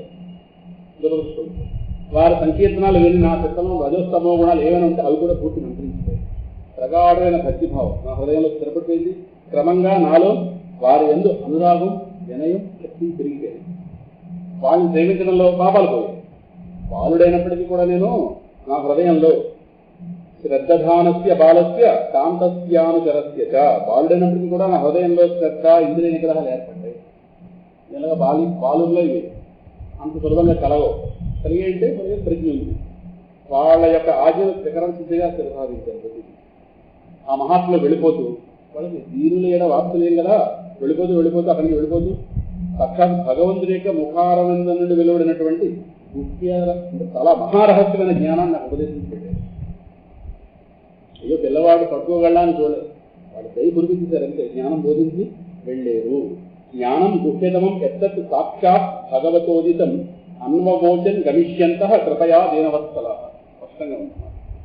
ఆ మునుల యొక్క సత్సంగ ఫలితం ఇది ఎక్కడ చెప్పుకున్నామంటే సత్సంగం గురించి నారదుల వారు 2 సూత్రాలు చెప్పారు. సత్సంగస్తు దుర్లభ అమోఘశ్చ అనే సూత్రం వచ్చింది. అక్కడ చెప్తున్నా సూత్రాలు అక్కడికి వస్తుంది. పరమేశ్వరుడికి కృపా విశేషం చేత కృష్ణ పరమాత్మ యొక్క మాయా ప్రభావాన్ని పూర్తిగా తెలుసుకున్నాను. ఆ జ్ఞానం ఆత్మస్వరూప సాక్షాత్కారానికి పరమపద ప్రాప్తికి దోహదపడుతుంది అనేది దోహదకారి అవుతుంది. అటువంటి జ్ఞానం పొందినయ్యా ఓ వ్యాస మహర్షి మహానుభావుడా. ఆ కృష్ణ పరమాత్మ ఉన్నాడే పురుషోత్తముడు, ఆయనకి సమస్త కర్మలని సమర్పణ చేయడమే ఈ సంసార తాపత్రయాలను రూపుమాపే ఔషధం. భగవద్గీతలో శ్లోకం చెప్పాడు కదా 12వ అధ్యాయంలో. ये तु सर्वाणि कर्माणि मयि सन्न्यस्य मत्पराः अनन्येनैव योगेन मां ध्यायन्त उपासते तेषामहं समुद्धर्ता मृत्यु संसारसागरात् भवामि न चिरात् पार्थ మయ్యావేశిత చేతసాం. ఆదివారాలు చెప్పట్లేదు కాబట్టి భగవద్గీత అరగ తీసేసాము. అలా కదా 3 సార్లు చెప్పారు. 12వ అధ్యాయం కూడా కంఠస్థం రాబు తెలంగాణ. 12వ అధ్యాయంలో 5, 6 శ్లోకాలు ఇక్కడ లేవు బుర్రలో. కనుక సంసార తాపత్రయాన్ని పోగొట్టే రూపమాప ఔషధం ఏం తెలిసినా సమస్త కర్మల్ని పరమాత్మకి సమర్పించడమే. ఈ విషయమే నేను నీకు వివరించానయ్యా. నువ్వు వ్రతదీక్షలో మేటి అయినవాడు. మనుషులకి ఏ పదార్థాన్ని సేవిస్తే రోగం కలుగును, అదే పదార్థాన్ని చికిత్సా పద్ధతిలో ప్రయోగిస్తే అది రోగాన్ని నివారించకుండా ఉంటుందా? చక్కటి విషయాన్ని చెప్పారు. ఇప్పుడు దగ్గుమందు ఉందనుకోండి, దగ్గుమందు పూర్వం మనకు ప్రొఫెషన్ ఉండేది. కొంతకాలం మధ్య నిషేధం చేస్తారు ఆంధ్ర కొంచెం ఉంటారు కదా రాయిళ్ళు, అవి లేకపోతే ఉండలేను. అక్కడ ఏం చేసేవారు, స్టేట్ బోర్డర్ దాటి పక్క స్టేట్లోకి వెళ్ళి తాగొచ్చేవారు. ముఖ్యంగా ఈస్ట్ గోదావరికి ఇది ఉంది కదా యానం పాండిచేరిలో గెలుస్తుంది, మన స్టేట్ కాదు. అందువల్ల యువతల పక్క ఏమోని మన ఈస్ట్ గోదావరి జిల్లాలు, ఈస్ట్ గోదావరి గ్రామాలు, అవతల పక్క యానం బ్రిడ్జ్ దాటితే యానం అవతల పక్క. సాయంకాలం వచ్చాక బ్రిడ్జ్ దాటి అవతల పక్క వెళ్ళేవారు. అవతల పక్క వెళ్ళి తాగేస్తారు, ప్రొఫెషన్ లేదా శుభ్రం తాగించి యువతల పక్క వచ్చేవారు. బ్రిడ్జ్ దాటితే అది వాళ్ళకి సౌకర్యంగా ఉంది. ఇంకా రకరకాల గోళాలు పడ్డారు. కొంతమంది బాబు ఆ విరహాన్ని తట్టుకోలేని వాళ్ళు దగ్గుమంది తాగించేవారు. దగ్గుమందు మొత్తం ఉంటుంది, వీళ్ళు ఇలాంటివన్నీ తెగ తాగిస్తారు దగ్గుమంది. ఇప్పుడు దగ్గు వచ్చినప్పుడు డాక్టర్ గారు చెప్పిన విధంగా దగ్గుమందు వాడితే దగ్గు తగ్గుతుంది. మత్తు కోసం దగ్గుమంది ఎక్కువ తాగేస్తే ఏమైంది, రోగాలు పడలేదు. చికిత్సా విధానంలో వాడితే రోగం తగ్గిస్తుంది, ఇష్టం వచ్చినట్టు వాడితే అదే రోగకారణం అవుతుందిగా. తిరిగే ఆలోచించండి. ఇష్టం వచ్చినట్టుగా వాడితే రోగకారణం అయ్యేది చికిత్సా విధానంలో వాడితే రోగహాని చేస్తుందా లేదా, రోగాన్ని నష్టపరిచేస్తుంది. అలాగో కర్మలు ఏవైతే ఉన్నాయో వీటిని సరిగ్గా పరమాత్మ సమర్పిస్తే సంసారం దాటించేస్తాయి, సమర్పించకపోతే మన పాలిక ఉరితాళ్ళు అవుతాయి. ఏ ఉదాహరణ సరేనా, బ్యూటిఫుల్ ఉదాహరణ. ఏవం నృణాం క్రియాయోగా సర్వే సంస్కృతి హేతవః స ఏవాత్మ వినాశాయ కల్పంతే కల్పితాః పరే. ఈ కర్మలు భగవదర్పణం చేసేమా మనల్ని బంధించే శక్తి పడిపోతాయి, కోల్పోతాయి, అవి నిర్వీర్యమైపోతాయి. సమర్పించలేదా జనన మరణ ప్రవాహంలో మరింత పడిపోవడానికి కారణం.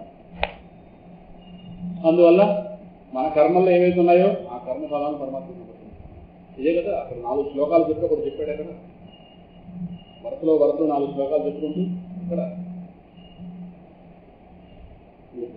కదా భక్తి యోగం.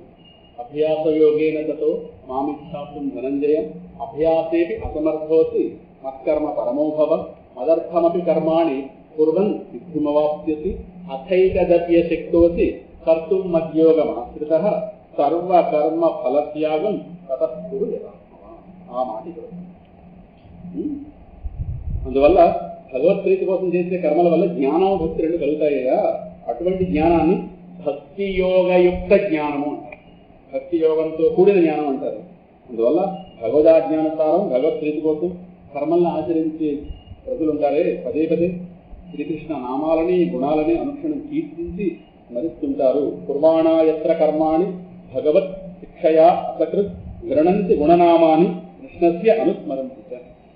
వారు ప్రతి సమయంలో కూడా భగవంతుడు ఈ విధంగా స్తుతిస్తుంటారు. ఈ శ్లోకం నేను చెప్తాను, మీరు అందరూ చెప్పండి. ప్రసిద్ధమైన భాగవతానికి ఒక మంత్ర సమానమైన శ్లోకం. భగవంతుడు ఈ విధంగా ధ్యానిస్తుంటారు. చెప్పండి. నమో భగవతే తుభ్యం వాసుదేవాయ ధీమహి ప్రద్యుమ్నాయ అనిరుద్ధాయ నమః సంకర్షణాయ చ. నమో భగవతే తుభ్యం వాసుదేవాయ ధీమహి ప్రద్యుమ్నాయ అనిరుద్ధాయ నమః సంకర్షణాయ చ. నమో భగవతే తుభ్యం వాసుదేవాయ ధీమహి ప్రద్యుమ్నాయ అనిరుద్ధాయ నమః సంకర్షణాయ చ. భగవంతుడు ఎన్నో స్తోత్రం చేస్తుంటారు. స్వామి, షడ్గుణైశ్వర్య సంపన్నుడైన వాసుదేవ, నీకు నమస్కారం. నేను నిన్ను ధ్యానిస్తున్నాను. ప్రద్యుమ్న అనిరుద్ధ సంకర్షణ రూపంలో ఉన్నటువంటి నీకు ప్రణతులు. ప్రద్యుమ్న అనిరుద్ధ సంకర్షణ, వీటిని చతుర్వ్యూహములు అంటారు వైష్ణవ సంప్రదాయం. భగవానుడు ఈ సృష్టి కార్యం నిర్వహించడానికి తనను తాను 4 వ్యూహాల రూపంలో వాసుదేవ, ప్రద్యుమ్న, సంకర్షణ, అనిరుద్ధ అనే 4 వ్యూహాలుగా తనను విభజించుకుని జగన్ నిర్వహణ చేస్తుంటాడు అని వైష్ణవ సంప్రదాయంలో ఉంది. కనుక ఇక్కడ ఉన్నదాన్ని వాళ్ళు చెప్పారు, ఉన్నదాన్ని వాళ్ళు చెప్పారు. అందువల్ల ఈ 4 రూపాల్లో ఉన్న నీకు ప్రణతులు. సరేనా? ఆ భగవంతుడు ఆయన రూపం ప్రాకృత రూపం కాదు, ఒక విశిష్టమైన రూపం గలవాడు. సరేనా? మంత్రమే తన స్వరూపము. భగవంతుడు మంత్రస్వరూపుడు. అందులో గురువు గారి శిష్యుడికి భగవంతుడు మంత్ర రూపం లేదు. అయినా కూడా అవసరం కొద్దీ ఈ చతుర్వ్యూహ రూపాల్లో ఆ పరమాత్మ యొక్క నామముల ద్వారా ఆ అప్రాకృత మంత్రమూర్తి అయినటువంటి ఆ యజ్ఞపురుషుని పూజించేవాడు యథార్థమైనటువంటి పూర్ణజ్ఞానాన్ని పొందగలడు. రూపాలు ధరించగలడు, రూపం లేకుండా ప్రవర్తించగలడు. ఆ రూపాలు కూడా దివ్య రూపాలు. మంత్రం శబ్ద రూపం. ఇవన్నీ కూడా పరమాత్మక విచిత్రమైనటువంటి వివిధమైన రూపాలు. ఒక బ్రాహ్మణోత్తమ, నేను తెలిపిందంతా కూడా భగవంతుడి వాణి. ఇదంతా కూడా వేదవాణి, నేను సృష్టించింది కాదు. ఆ భక్తిభావ పరిపూర్ణుడై నేను దీన్ని అనుష్ఠించాను. దానివల్ల కృష్ణ పరమాత్మ తృప్తుడై నాకు ఆత్మజ్ఞానాన్ని, ఐశ్వర్యాన్ని, ఏంటి ఐశ్వర్యం? డబ్బు ఇవ్వలేదు, దేవర్షిత్వం. నారదులుగా దేవర్షి. ఏ లోకమైనా సరే వెళ్ళి అంటే నారదులు ఎవరో కాదు, భగవంతుడి యొక్క ఆలోచనని లోకంలో ప్రవహింపజేసేటువంటి భగవత్ సంకల్పాన్ని లోకంలో ప్రవర్తింపజేసే వ్యవస్థే నారదుల వారు. పరమాత్మ ఒకటి అనుకున్నాడో అది ఈ ద్వారా లోకంలో అది నారదుల వారు. కనుక దేవర్షిత్వాన్ని ప్రసాదించారయ్యా. ఆయన పాదార విందములను అనన్య భక్తిని ప్రసాదించారు. మహానుభావ, వ్యాసముని, నీ జ్ఞానం అపారం. నువ్వు భగవంతుడి యొక్క ప్రసిద్ధమైన లేవల్ని గానం చేయి. ఆ ప్రభువు యొక్క స్మరణ, కీర్తన, చింతన చేయడం వల్ల పరిపూర్ణమైన జ్ఞానం లభిస్తుంది అందరికీ. తద్వారా అన్ని విధములైనటువంటి జిజ్ఞాస పరిపూర్ణంగా కలుగుతుంది అందరికీ. ఈ భయంకరమైనటువంటి సాంసారిక క్లేశములు ఉన్నాయే, వీటితో బాధపడే వారికి ఆ దుఃఖ నివృత్తి కోసం భగవన్నామ గుణ సంకీర్తనము, ఆ ప్రభు యొక్క లీలల గుణముల వర్ణనము, ఇవే దివ్య ఉత్తరములు. అన్నిటికీ నీదే పరమౌషధము, వెన్నుని నామమే విమలౌషధము. అన్నిటికీ నీదే పరమౌషధము. ఎవరి మాట? అన్నమయ్య. చిత్తశాంతికి నీ శ్రీపతి నామమే హస్తిన నిజ దివ్యౌషధము. చిత్తశాంతికి నీ శ్రీపతి నామమే హస్తిన నిజ దివ్యౌషధము. మొత్తపు బంధ విమోచనంబునకు చిత్తజ గురుడే సిద్ధౌషధము. మొత్తపు బంధ విమోచనంబునకు చిత్తజ గురుడే. చిత్తజుడు అంటే మన్మథుడు. మన్మథుడు గురువు ఎవరు? గురువు అంటే తండ్రి అని అర్థం అవుతున్నాడు. మన్మథుడు తండ్రి గారు ఎవరు? పరమాత్మ, కృష్ణ పరమాత్మ. ఈయన అందాన్ని చూసి ఆయన అందం విషయంలో ఓడిపోయి ఈ కొడుకుగా పుడతాను అనుగ్రహిస్తావా అన్నాడు. సరే, వాడే ప్రతీకుడు. కృష్ణుడికి రుక్మిణికి పుట్టినవాడు వాడు. అర్థమైందా? చిత్తజ గురుడే పరమాత్మ. అందుకే ఎప్పుడైనా చిత్తంలో చిత్తం భారంగా ఉంటే ఆ చిత్త భారం పోవడానికి భగవన్నామే శ్రీపతి నామమే. మనం ఏం చేస్తామంటే ఈ చిత్తం భారంగా ఉంటే ఇంకో చిత్తం పాడైపోయిన దానికండి ఈ చిత్తం ఆ చిత్తం కలబోతే ఇంకో కొంత దొక్కని చెప్తాం. వాళ్ళ చిత్తం పాడైపోయిన వాడు వాళ్ళ దగ్గరికి వెళ్ళి ఈ దరిద్ర నాకు ఆ దరిద్రం మూత్రం అదో ఇదో లారీ అదో లారీ 2 లారీలు అవుతాయి. 1 గంట మాట్లాడితే కూర్చొని భగవన్నామం చేయొచ్చుగా. అంత బుద్ధుడు. పక్కకి వెళ్ళామంటే కాళ్ళు గబా గబా గబా చిత్తం పాడైపోయిన వీళ్ళందరూ వెళ్తూ చెప్పుకుంటాను. ఒక భాగవతం స్కందం చదవచ్చుగా. అదే బాగుపడిపోతామని భయం కూర్చున్నాం. భయం మనసు బాగుండడం వల్ల చాలా టీవీ పెట్టాడు లేదా బాగోతాం. ఆ సోదమ్మ ఈ సోదమ్మ వీళ్ళు అందరూ చిత్తశాంతి చూస్తారా? అనవై పిచ్చివాడు ఆ పాట పాడింది. చిత్తశాంతికి శ్రీమతి నామమే హత్తిన నిజ దివ్య ఔషధము. అనుభవాలతో చెప్పారు వాళ్ళందరూ. ఆ చిత్తంలో పరిపూర్ణ జ్ఞానం పొందినవాడు మా పక్కింటి ఆవిడ అయితే వెళ్ళచ్చు. ఆవిడ నిజంగా జ్ఞానికి ఈ తోది వెనుక పరిష్కారం. సరే మన దురదృష్టాయి. అందువల్ల ఈ సంసార చక్రం నుండి విముక్తి పొందడానికి ఇంతకన్నే మరొక ఉపాయం లేనే లేదు. ఆఖ్యాహి దుఃఖై ముహు అర్జితాత్మనాం సంక్లేశ నిర్వాణముశంతి నాణ్యథా వేరే ఉపాయం అని చెప్పారు. ఇక్కడ 6వ అధ్యాయంలోకి ప్రవేశిస్తున్నాం. నారదుల పూర్వజన్మ వృత్తాంతంగా పూర్తవలేదు కదా మిగిలిన భాగం. సూత మహాముని చెప్తున్నారు. దేవర్షి నారదు యొక్క జన్మం గురించి సాధన గురించి విన్నాడు కదా మహానుభావుడు. విన్న మీదట ఆ సత్యవతీ సుతులైనట్టు వ్యాస భగవాను చాలా సంతోషించాడయ్యా. పిమ్మట నారదుని ఈ విధంగా ప్రశ్నించాడు. వ్యాసుల వారు అడుగుతున్నారు, మహాముని మీరు జ్ఞానోపదేశం చేసిన మహాత్ములు వెళ్ళిపోయిన తర్వాత మీరు ఏం చేశారు? చాలా చిన్న వయసు కదా మీది. ఓ బ్రహ్మమానస పుత్రుడా, మీరు మిగిలిన జీవితాన్ని ఎలా గడిపారు? అవసాన దశ యందు మీ శరీరాన్ని ఎలా పరిశీలించు? ఆకర్షణలో మీకు ఎలా భగవన్నామం ఎలా జ్ఞాపకం అవుతుంది? ఎందుకంటే కాలం సమస్తాన్ని హరించేస్తుంది, ఎవరి దేశమైనా కబళించేస్తుంది. మరి పూర్వకల్పం ఈ కథంతా చెప్పేవంటే పూర్వకల్పం జ్ఞాపకం ఉందనే కదా. మరి పూర్వకల్పానికి చెందిన ఈ స్మృతి నీకు మళ్ళీ కొత్త దేహం వచ్చిన తర్వాత ఈ స్మృతి ఎందుకు రచించలేదు? మరి గత దేహాల గురించి మన జ్ఞాపకం ఉందా ఇప్పుడు? మరి ఇది గురించి ఎలా చెప్పారు? మరి దేహం మారారుగా. ఇది ఎప్పుడు పూర్వజన్మ వృత్తాంతం ఎలా చెప్పారు? మరి కాలం ఈ స్మృతి కలిగించలేదా?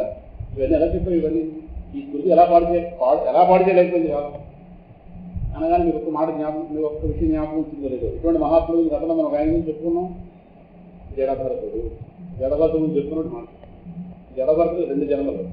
ముందు చక్రవర్తిగా పుట్టాడు, లేడి మోహంలో పడ్డాడు, లేడిగా పుట్టాడు తర్వాత జన్మలో. పుట్టినప్పటికీ ఆ గత జన్మ సంబంధించిన జ్ఞానం ఉంది. ఆ లేడిగా పుట్టిన తర్వాత అప్పుడు జాగ్రత్త పడ్డాడు, తర్వాత మళ్ళీ పుట్టాడు. పుట్టిన తర్వాత జడభరతుడు. జడత్వం లోపల జడత్వం తెచ్చుకుని ఆపాదించుకుని వీడు జడుడు అని లోకం మీద అనిపించుకునే విధంగా మళ్ళీ దేని మీద మోహంలో పడతాను అని చెప్పి దేనికి స్పందించకుండా తర్వాత జన్మ అంటే 3 జన్మ. ఇది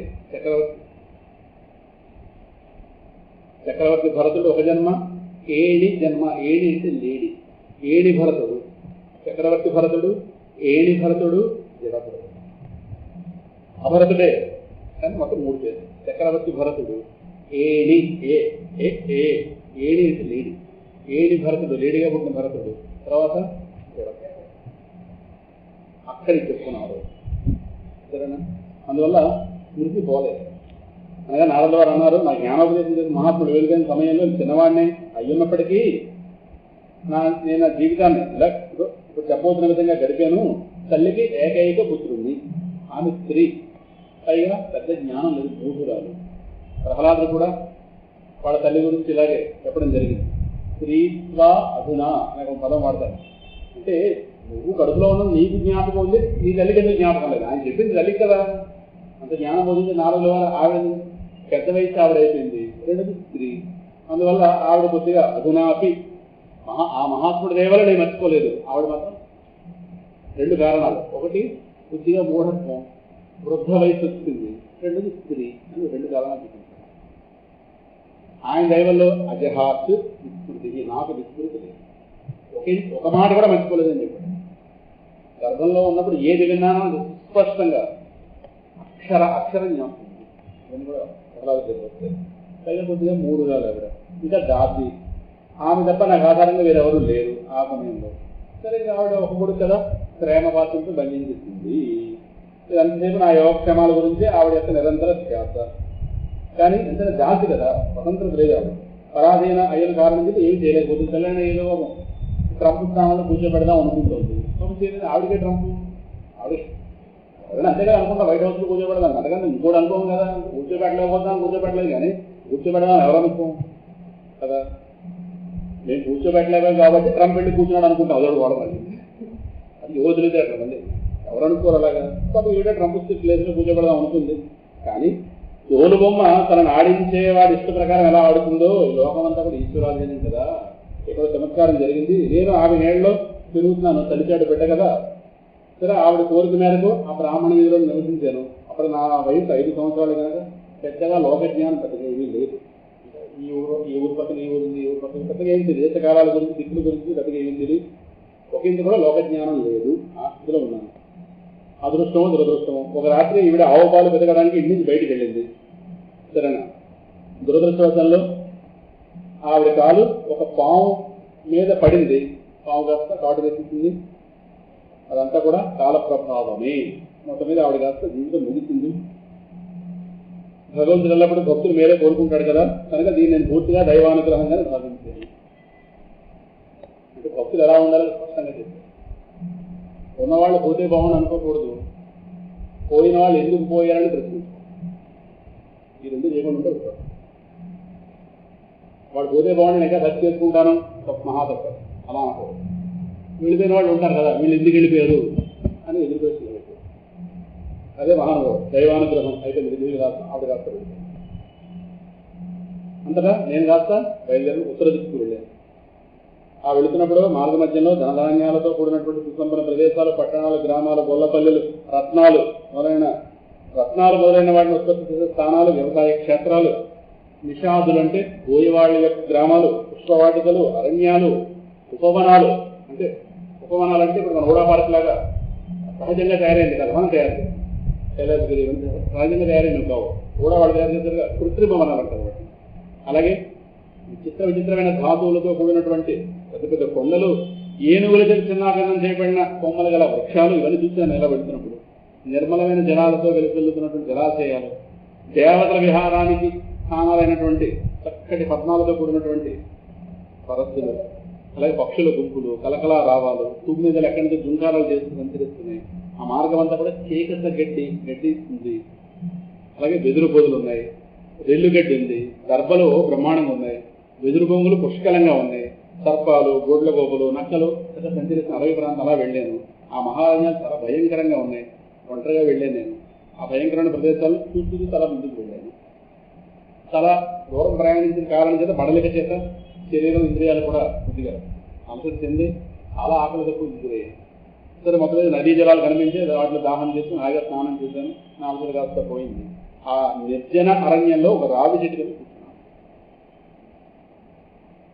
గతంలో మహాత్ములు నాకు చెప్పారే, ఆ చెప్పిన విధంగా నా హృదయంలో ఉన్నటువంటి పరమాత్మ స్వరూపాన్ని మనసులో ధ్యానించడం ప్రారంభించాను. సరే, ఇంకా భక్తిభావభరితంగా ఉంది కదా చిత్తం, దాంతో భగవంతుడి యొక్క చరణ కమలాలను ధ్యానించడం ప్రారంభించాను. మహాత్ములు చెప్పిన విధంగా ఆ భగవత్ ప్రాప్తి కోసం ఉత్కంఠతో ధ్యానించడం వల్ల నా నేత్రాల నుండి ఆనందాశ్రువులు రాలేదు. పరమాత్మ కావాలనే కన్నీళ్లు రాలేదు. సరేనా, ధ్యాయత చరణాంభోజం భావనిర్మిత చేతస ఔత్కంఠ్య అశ్రుకలాక్షస్య హృదయాసీమే శనై హరి. ఇలా ఎప్పుడైతే ఈ స్థితిలో ఉన్నానో ఆ శ్రీహరి రూపం నా హృదయంలో ప్రతిఫలం బయటకు రాదు. వెంటనే ఆ భక్తిభావంతో ఉద్రిక్తత వచ్చింది. శరీరం ప్రశాంతమైంది. కంఠావరోధ రోమాంచ శృభి పరస్పరం లపమానా నారద చిత్రాలు. ఈ మహానుభావుడు చిత్రాలు దర్శించారు. పరస్పరం లపమానా ఆవయంతి కులాన్ని పృథివీంచ. సూత్రం ఉంది కదా, వెళ్ళి చెప్పాలా? 86 సూత్రాలు వెళ్ళి చెప్పాలా? 3 నెలల పాటు చెప్పుకున్నామని జ్ఞాపకం ఉంటే చాలు. చెప్పుకున్నది జ్ఞాపకం లేదు. చెప్పుకున్నామని జ్ఞాపకం ఉంటే చెప్పుకోవడానికి మీకు అదేంటంటే చెప్పి జ్ఞాపకం ఉంచుకోకలేదు. ఏం చెప్పానో సిలబస్ బుక్ రాయండి. అది అవన్నీ స్వామివారి ఏడాది వస్తాను. ఈయన గారు ఇది చెప్పారు. డిఈఓ ఎలాగైతే స్కూల్లో ప్రోగ్రెస్ ఎలా ఉందో అలాగే చెప్తాడో అలాగే అందరూ డిఈఓలు. స్వామివారు ఆశ్రమంలో ప్రవచనాలు పర్వాలేదు, బాగానే పెడుతున్నాయి, మేము చూస్తున్నాం వస్తున్నాం. సో ఈ నెలలో ఇది చెప్పాడు, చెప్పుకుంటున్నాడు అంటే ఆయన కూడా చెప్పుకుంటాడు, పర్వాలేదు పూర్వం అని మీరు సర్టిఫికేట్ ఇస్తే స్వామివారు అవన్నీ అంతగానే చెప్పారు. సరేనా, హృదయం చల్లబడిపోయింది. ప్రశాంతమయ్యేది పరమాత్మతో సాధాత్మ్యం పొందుతున్నాయా. ఆనంద ప్రవాహంలో మగ్గులు నేపాను. ఆ నిర్వచనటువంటి దివ్యరూప దర్శనం వల్ల శోకం పూర్తిగా అనిపించింది. ఈలోపు ఏం చేశాడంటే హఠాత్తుగా ఆ స్వరూపం అంతస్తున్నాడు. ఒక్కసారి తిరిగిపడి వెంటనే వికలమైపోయిన మనస్సుతో లేచి నిలబడ్డాను. మనసు మళ్ళీ ముక్కలైపోయింది. ఒక్కసారి ఇంత ఆనందం ఒక్కసారి తగ్గింది. ఆ పరమాత్మ స్వరూపాన్ని దర్శించడానికి సహజహలాడుతూ అటు ఇటు వెతుకుతున్నాను. ఆ హృదయంలో ఆ రూప దర్శనం కోసం ఏకాగ్ర స్థితిలో ఎన్నప్పటికీ దర్శనానికి నోచుకోలేక అసంతృప్తితో వ్యాకులైపోయాను. ఎంత ప్రయత్నం చేస్తే నా మనసులో అలా హృదయంలో వెతుకుతున్నాను, దొరకటం. సరేనా? అలాగా ఆ నిర్జన వనంలో ఆ భగవద్ దర్శనం కోసం ప్రయత్నిస్తున్న నన్ను చూసి ఆయన తెలుసు కదా, కానీ పరమాత్మ అగోచరం కదా. ఆ ప్రభువు మధుర గంభీరమైన వాణితో, అంటే ఆకాశవాణి లోపల నుంచి మాట్లాడాడు, బయట నుంచి మొత్తం మీద ఆయన యొక్క వాణి, అంటే ఆయన యొక్క మనిషి కనిపించలేదు, మాట రూపంగా నాతో ఈ విధంగా చెప్పాడు, నువ్వు ఈ జన్మలో నన్ను ఇంకా దర్శించలేదు, ఈ జన్మ గింతే. ఎందుకంటే లౌకిక వాసనలు పూర్తిగా తొలగిపోని వాడికి, పరిణతి చెందిన యోగులకి నా దర్శనం దుర్లభం. నీలో ఇంకా లౌకిక వాసనలు పూర్తిగా మిగిలిపోయింది. నువ్వు అమాయకుడు, పిల్లవాడు, పాపరహితుడు. నా ప్రాప్తికి అంటే నీలో నాకు సంబంధించిన ఆ ఇచ్చని రేకెత్తించడానికి నీకు దర్శనం కలిగించాను. నా టేస్ట్ చూపించాను. టేస్ట్ చూపిస్తే మనకు వస్తుందా? ఇది ప్రేరణ మాత్రమే, ఇంకొంతలు చేయవలసింది. నా ప్రాప్తికే నీ హృదయంలో కోరికని జాగృతి చేయడానికి ఒక్కసారి నా స్వరూపాన్ని చూపించాను. అయితే నన్ను పొందాలనుకున్న సాధన హృదయంలో లౌకిక వాసనల్ని క్రమక్రమంగా ఒకటి తొలగించుకోవాలి. ఆ తర్వాత ఏ మాత్రం ఆలోచన లేకుండా వాడిని పొంది చేశారు. అయితే కొద్దికాలం ఈ సత్పురుషులు సేవించిన కారణం చేత నీ చిత్తవృత్తి నా ఎందుకు స్థిరంగా నిలబడింది, సందేహం లేదు.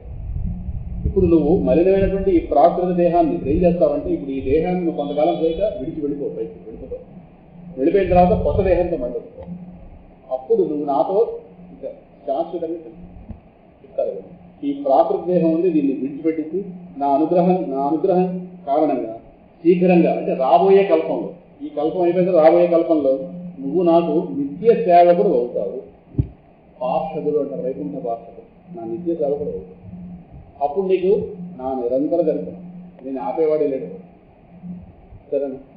నన్ను పొందడానికి నీలో ఉన్నటువంటి దృఢ నిశ్చయం ఎప్పటికీ మాసిపోదు అని చెప్తున్నారు. ఈ సృష్టి అంతరించిన ప్రళయకాలం నందు నా కృపచేత నీలో నా స్మృతి చెక్కు చెదరదు. కనెక్షన్ కూడా, అందుకే ఆయనకి ఇవన్నీ జ్ఞాపకం చెప్పారు. అర్థమైందా?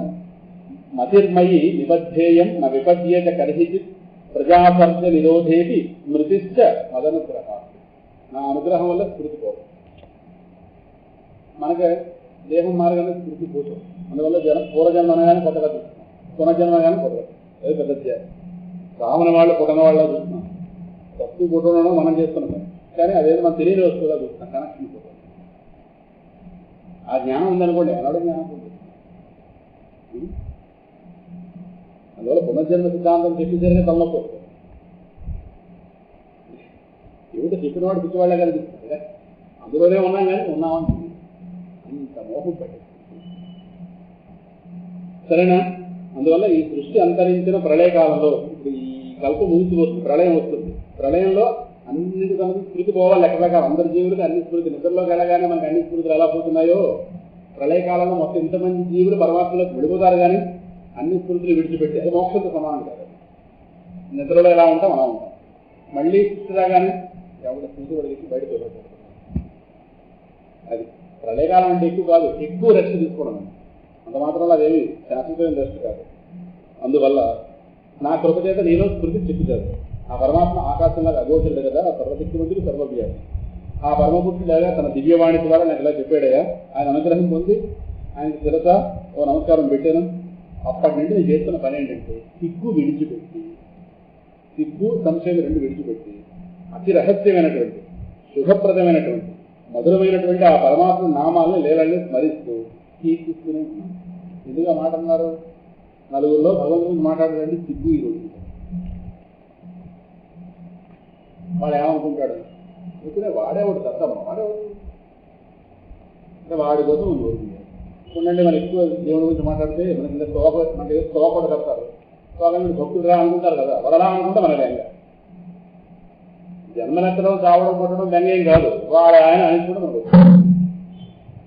అందుకని మనం దేవుడు దండం పెట్టాలని చెప్పి ఎవరు లేకుండా దొంగవాడు దొంగతనం చేసి పెట్టి ఉన్నాడు. ఎవరో చూస్తున్నారమ్మ, ఏ దేనికి నమస్కారం పెట్టి చూస్తే ఇది చేయకూడదని చెప్పి ఆయన గారు లజ్జా సంకోచములు నామాని అనంతస్య హతత్రప పఠన్ ముఖ్యాన్ని భద్రాన్ని కృతాన్ని స్మరన్ గాం. ఎందుకంటే నాకు ఆ లక్షణం నాకు చిన్నప్పుడు ఉంది, అందువల్ల చెప్తాను. ఎవరో నమస్కారం పెట్టాలంటే ఏమిటో అది అవమానం ఏమిటో తెలియదు, అది ఏమి లేదు, దాని విలువ తెలియక జన్మలాగే పాడేది. గాం పర్యటన్ పుష్టమనా గతస్పృహ కాలం ప్రతీక్షన్ విమదో విమత్సర. జన్మ అందుకే పాడేది. సరేనా, లౌకిక వాంఛలు మతమత్సరాలు నా హృదయం ఇది వరకే బయటికి వెళ్ళిపోయి నేను పిమ్మట దేనికోసం ఎదురు చూసాను తెలిసిన సాగు కోసం సంతృప్తితో చివరి కాలం వస్తుంది, ఆ కాలం కోసం ఎదురు చూసి హాయిగా లోకం పర్యటన. లోకం అంతా కాదు, ఆ దేశంతో అది మానవ దేశం, దానికున్న పరిమితుల మేరకు ఆయా ప్రాంతాల తిరుగుతూ అన్ని చోట భగవన్నామాన్ని పలుకుతూ ఉంటున్నారు. కాలం కాలం అంటే కాలం ప్రతీక్షను. కాలం అంటే ఏంటి? చివరి కాలం. ఎందుకంటే దేహం పడితే కదా స్వామి చెప్పాడు, దానికోసం చూస్తున్నాను. ఈ విధంగా భగవద్ అనుగ్రహంలో నా హృదయం పరిశుద్ధమైపోయింది. నా అనుగ్రహం వల్ల ఆసక్తులను తొలగిపోయినాయి. కృష్ణ భక్తి పరాయణ అయిపోయింది. నేను సామాన్యంగా కాదు, పెద్ద స్థాయి తీసుకెళ్ళినప్పుడు పరమాత్మ కొంతకాలానికి పెదప ఒకసారి ఆకాశంలో మేఘం ఒకసారి హఠాత్తుగా మెలిసి మాయమైపోయినట్టుగా నా దేహం అంతరించిపోయింది. ఒకసారి చావచ్చు మీద పడింది, దేహాన్ని వదిలిపోయింది. అలౌకికంగా అల్లలోకగా దేహాన్ని విడిచిపెట్టింది. ప్రారంభ కర్మ ఫలాలు నశించిపోయాయి. సమయం ఆసన్నం అయిపోయింది. పాంచపోతి శరీరం కాస్త వెళ్ళిపోయింది. పిమ్మట అని చెప్పినట్టుగా భగవత్ పార్షద శరీరం లభించింది. వైకుంఠవాసులకు ఉండేటువంటి దేహం తనకు సంప్రాప్తమైంది. సరేనా, కల్పాంతంలో శ్రీమన్నారాయణుడు ప్రళయకాల జలాల్లో శయనిస్తాడు కదైనా, అప్పుడు ఆ ప్రభు ఈ సృష్టి మొత్తం తనలో తీసేసుకుంటాడు. నేనేం చేశానంటే ఆయనకు ఓడిపోతున్న సృష్టి ఆయన యొక్క శ్వాసతో పాటు ఆయన హృదయంలో చూశాడు. 1000 చతుర్యుగాలు గడిచిన తర్వాత బ్రహ్మదేవుడు మళ్ళీ సృష్టి ప్రారంభిస్తారు. సృష్టి అంతా కూడా 1000 చతుర్యుగాలు రెస్ట్లో ఉంటుంది. మళ్ళీ బయటకు తీసిన తర్వాత బ్రహ్మదేవుడు మళ్ళీ ప్రారంభిస్తారు. అప్పుడు ఆయన యొక్క ప్రాణశక్తి ద్వారా మరీచి అనే మొత్తలు ఈ ప్రజాపతులందరూ ఋషులందరూ వాళ్ళందరూ పుట్టారు. వాళ్ళతో పాటు నేను పుట్టాను. అప్పటి నుండి ఆ భగవత్ కృప వల్ల వైకుంఠంలో ఇతర లోకాల్లో కూడా మొత్తం అన్ని లోకాల్లో కూడా లోకత్రయంలో లోపల బయట ఎట్టి అడ్డు లేకుండా హాయిగా పర్యటన. సరేనా, అలాగే ఆ హరిని భజించడం కీర్తించడం నా జీవితం యొక్క ఏకైక వ్రతంగా మారి అఖండంగా కొనసాగుతుందయ్యా. అంతర్బహిష్ట లోకాన్ స్త్రీన్ పర్యేమస్కందిత వ్రత అనుగ్రహాత్ మహావిష్ణో అవిఘాతగతి. విఘాతమే లేదు ఏ లోకానికి వెళ్ళినా. ఎవరిని పర్మిషన్ తీసుకోగలదు అలా వెళ్ళిపోవడం లోకానికి. అంత స్వేచ్ఛ పరమాత్మ. సరే, ఆత్మ సేవ ఆయన చేసింది ఏంటి పెద్ద అదేం చేయలేదు. భగవద్దత్వం పరమాత్మ నాకు ఇచ్చాడు. వరబ్రహ్మభూషితమైనటువంటి మహతి అనే వీణ మీటుకుంటూ స్పష్టంగా అక్కడ ఉంది. ఈ వీణ మీటుకుంటూ ఆ దేవదేవుడు లేలు గానం చేసుకుంటూ సర్వలోకాల్లో కూడా సంచరిస్తూ వెళుతున్నాను. ఆ హరి యొక్క పాదపద్మాలు సకల తీర్థాల లోకాలను పావనం చేస్తాయ్యా. ఆయన యొక్క యశోవైభవ గానం నాకు మిగులు ప్రీతికరం. ఆ ప్రభు యొక్క లీలను గానం చేసినంతనే పిలిచినట్టుగా ఆ స్వామి నా హృదయంలో దర్శనమిస్తాడు. అంత స్పష్టంగా చెప్పడం. నారాయణ అంటే నారాయణ దర్శనం హృదయంలో అవుతుంది. నిరంతరం విషయభోగ వాంఛలతో వ్యాకుల పడుతుండే ఈ జనులకు భగవల్ లీలను కీర్తించుటయే సంసార సాగరాన్ని ధరించుటకే ఏకైక నావా. ఇది నా దృఢమైన స్వానుభవ వచనం. అర్థమైందా? ఏతత్ హి అసుర చిత్తానాం మాత్రా స్పర్శేచ్ఛయా ముహు భవసింధు ప్లవ. ప్లవం అంటే తెలుసు కదా, పడవ. భవసింధు ప్లవ దృష్ట హరిచర్యాను వర్ణనం. భవసాగరం దాటించి నావ. జీవుల గమ్యము నీవే కావా రాధారమణ రాధేల కరుణ దేవకీ నందన మాకేల వేదన. జీవుల గమ్యము నీవే కావా, జీవుల గమ్యము నీవే కావా. నీవే నావా.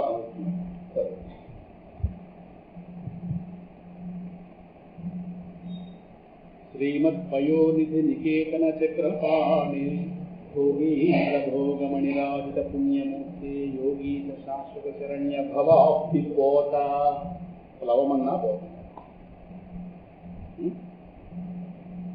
అపి చేదసి పాపేభ్యః సర్వేభ్యః పాపకృత్తమః సర్వం జ్ఞానప్లవేనైవ వృజినం సంతరిష్యసి. భగవద్గీత 4వ అధ్యాయం. ప్లవము అని పదం వాడు, జ్ఞానప్లవము కనుక సంసార సాగరాన్ని దాటించడానికి ఏకైక నావ. ఇది నా దృఢమైన స్వానుభవ వచనం. నారదుల వారి యొక్క అనుభవం అంటే శాసనం. ఈ కామం క్రోధం మొదలు వాడితో పదే పదే గాయపడిన ఈ మనస్సు గలవారికి కృష్ణ పరమాత్మ యొక్క సేవల వల్ల లభించేటటువంటి శాంతి యమనియమాది సాధన వల్ల కూడా లభించింది. వాళ్ళదే మంచి మాటలు చెప్తున్నారు అదే క్లాస్. మనస్సుకి నిజమైన మందు మాధవుడే. మనసుకి నిజమైన మందు భగవంతుడు. ప్రపంచం కాదు, ప్రపంచం గాయపడుతుంది, పరమాత్మ సేద తీరుస్తాడు. శనివారం మరొక క్లాసులో చెప్పుకున్నాం కదా, యత్మహాత్మ పుణ్యపురుషుడివి, నా జన్మ గురించి సాధన గురించి అడిగినటువంటి రహస్య విషయాలన్నీ కూడా నీకు చాలా వివరంగా చెప్పాను. నీ ఆత్మకి శాంతిని చేకూర్చడానికి తగిన ఉపాయాలు కూడా నేను నీకు చెప్పాను అని సూత మహాముని చెప్తున్నారు. ఏవం సంభాష్య భగవాన్ నారద వాస్తవీకృతం. పౌనకాది మహర్షులారా, నారద మహాముని అన్ని విషయాలు వ్యాసులు ఇలా చెప్పిన మీద ఆయన అనుమతి తీసుకుని ఆ వేణను మీటుకుంటూ స్వేచ్ఛా సంచారి అక్కడి నుంచి విడిపోయాడు. ఇక్కడ నారదుల వారికి ధ్యాన శ్లోకం ప్రవచన ప్రారంభంలో చదువుతుంటారు. అహో దేవర్షి ధన్యోయం యత్కీర్తిం శార్ంగధన్వనః గాయన్ మాధ్యమిదం కంత్రియా రమయత్యాదురం జగత్. దత్తాత్రేయ శాస్త్రి అని ప్రశ్న అడిగాను. సరే, అందరూ మహాత్ముల గురించి ధ్యాన శ్లోకాలు చదువుతారు. అసలు నారదులు కదా ముందు గురువు అందరికంటా, వ్యాసుల కన్నా జగద్గురు నారదుల వారు. మరి నారదుల వారి ధ్యాన శ్లోకం లేదేమండి అని అడిగాను. సంప్రదాయంలో అది అంటే అలవాటు తక్కువ. నేను ఎక్కడ కూడా నారదుల వారి ధ్యాన శ్లోకం ఎక్కడ నగలేదు. ఏమైనా ఉందా ఏమని అడగానే, భాగవతంలో పలానా అధ్యాయంలో పలానా శ్లోకం అని చెప్పారు. అప్పటికి బయటకు అక్కడి నుంచి అలవాటు. అంటే నారదుని స్మరించాక, వ్యాసుని స్మరించాక, శివుని స్మరించాక అక్కడ ఆదిశంకర భగవత్పాదుల వారు వార్తలు. అది ఆయా ప్రవచనం టాపిక్ బట్టి ఉంటుంది. భాగవతం అయితే శివుడు వస్తాడు, అదే శంకర భగవత్పాదుల గ్రంథాలు అయితే అక్కడ శివుడిని అన్నానగానే వాళ్ళు వ్యాసులు వారు వస్తారు. ఇవన్నీ కూడా ఒక పరంపరగా మారుతుంది. నారదులు మాత్రం జ్ఞానాన్ని లోకంలో ప్రవేశింపజేసిన మహానుభావుడు కదా. అక్కడ ఏంటి ఆ శ్లోకంలో అర్థం? అహో దేవర్షి ధన్యోయం. ఒక మహాముని అంటారు, ఆ నారదుడు ఎంత ధన్యాత్ముడో కదా. ఎందుకంటే యత్ కీర్తి శారంగధన్వన. శారంగపాణి ఎవరు? శారంగము అనేటటువంటి విలు ధరించే మహావిష్ణువు. ఆ శారంగమే కోదండమైంది రామావతారం. శారంగము చివరిలో వస్తుంది కదా, శంఖచ ఆత్మయోని స్వయం జాతో వైఖాన మదాయన దేవకీ నందన స్రష్టాత్మీశ పాపనాశన శంఖభృన్ నందకీ చక్రి శారంగధన్వా గదాధర వసాంగపాణి అక్షోభ్య సర్వప్రహరణాయుధ. శారంగపాణి, శారంగాన్ని చేతులు ధరించినటువంటి ఆ భగవంతుని యొక్క పవిత్రమైన కీర్తి. పాపాత్ములకి కీర్తి ఉంటుంది, అది అపవిత్రమైన కీర్తి. పాపాత్ముల కీర్తిని కనుక మనం నోటితో చెప్తే మనకు అపవిత్రత. పరమాత్మ పవిత్ర కీర్తి. ఆ కీర్తిని తన వీణానాదం ద్వారా గానం చేస్తూ స్వయంగా ఆయన ఆనందమగ్నుడు అవుతాడు. ఆయన ఎక్కడెక్కడ సంచరిస్తుంటాడు, అక్కడ ఉన్న ప్రాంతం అంతా కూడా ఆ తాపత్రయాలతో మరిగిపోయే జగత్తు కూడా ఆయన వల్ల ఆనందిస్తుంది, ప్రయోజనం పొందుతుంది. ఈ తాపత్రయాలతో మరిగిపోతున్న జగత్తును ఆనందింపజేస్తుంటాడు భగవన్నామ కీర్తనతో. అటువంటి దేవర్షి ధన్యోయం. ఈ సౌకర్యం ఎవరికైనా ఉంటుందా? అయితే విన్న తర్వాత ఇటువంటి సౌకర్యం నాకు వస్తే బాగుంటే భాగవతం విన్న ప్రయోజనం.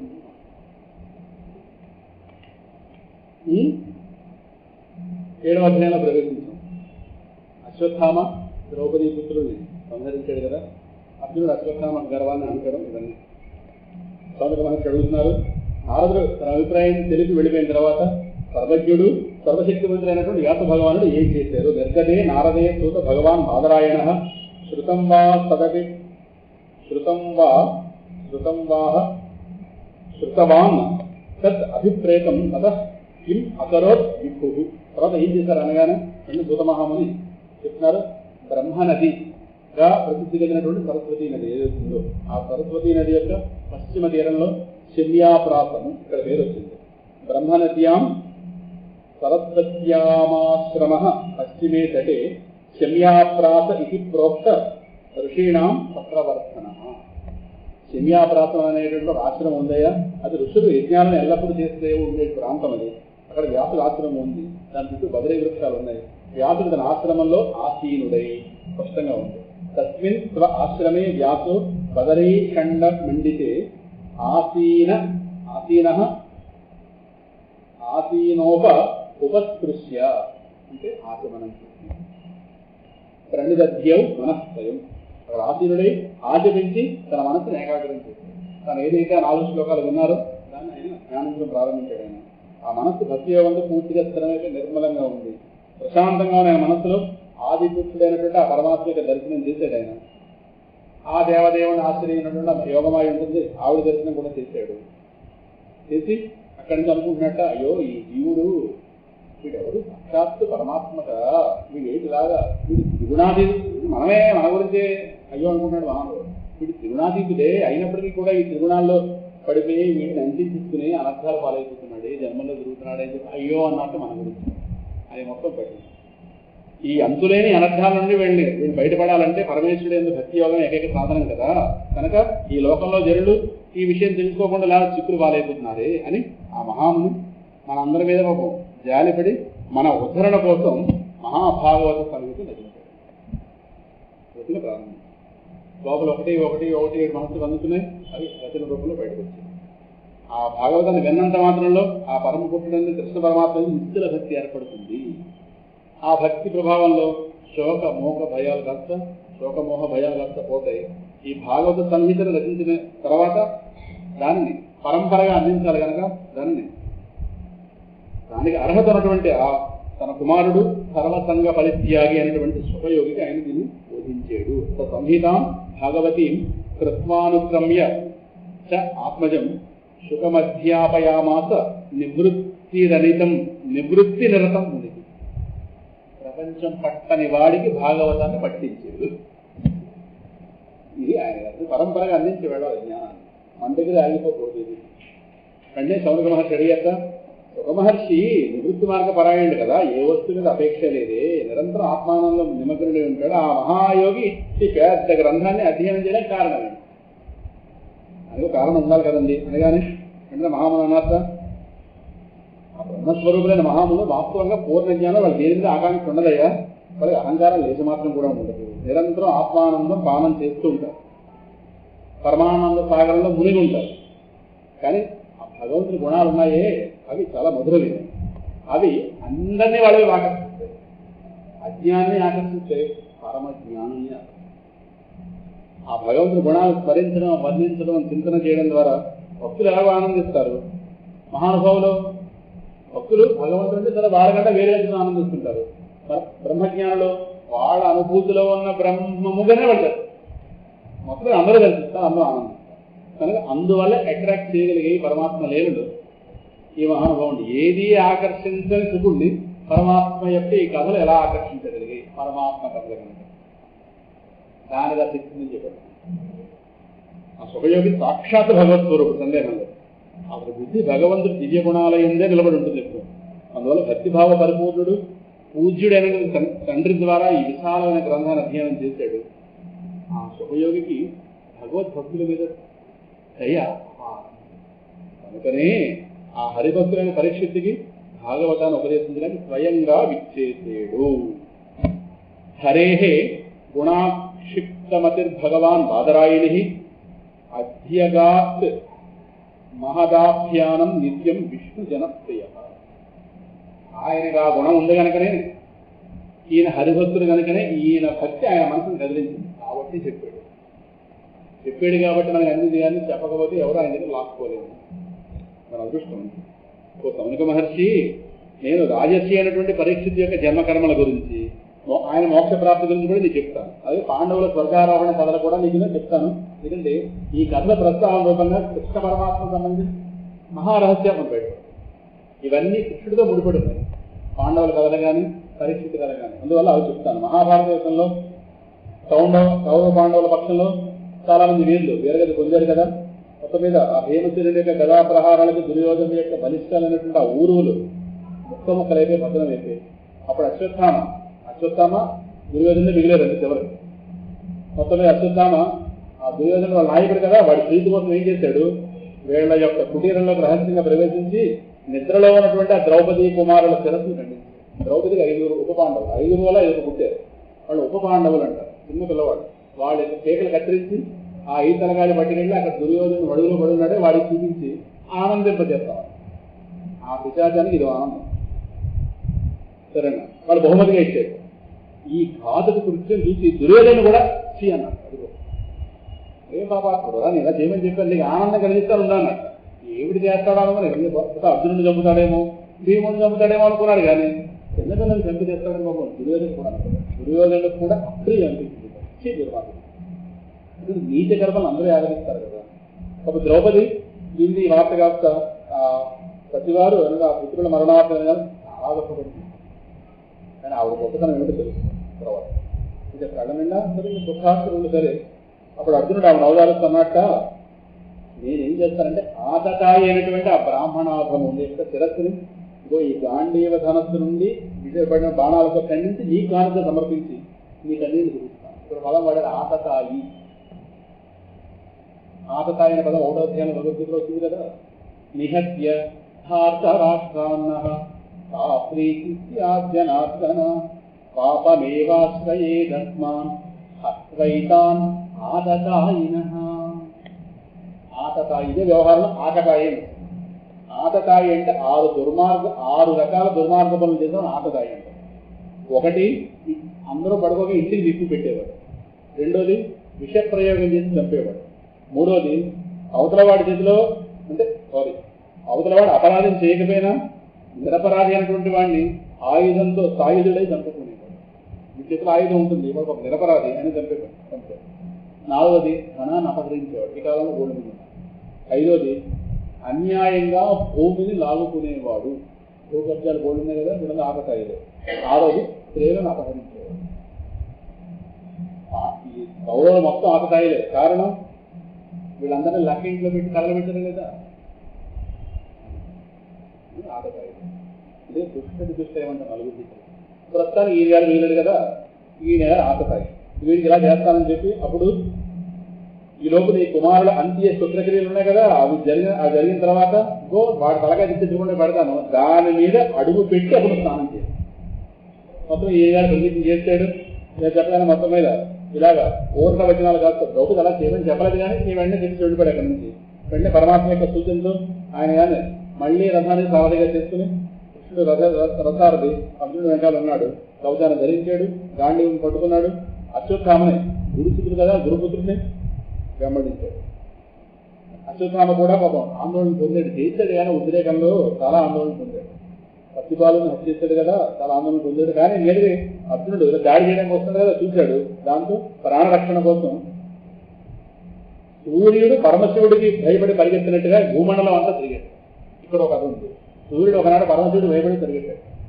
ఎందుకంటే శివభక్తుడు ఉన్నాడు, ఒక రాక్షసుడు, వాడు విద్యున్మాలి.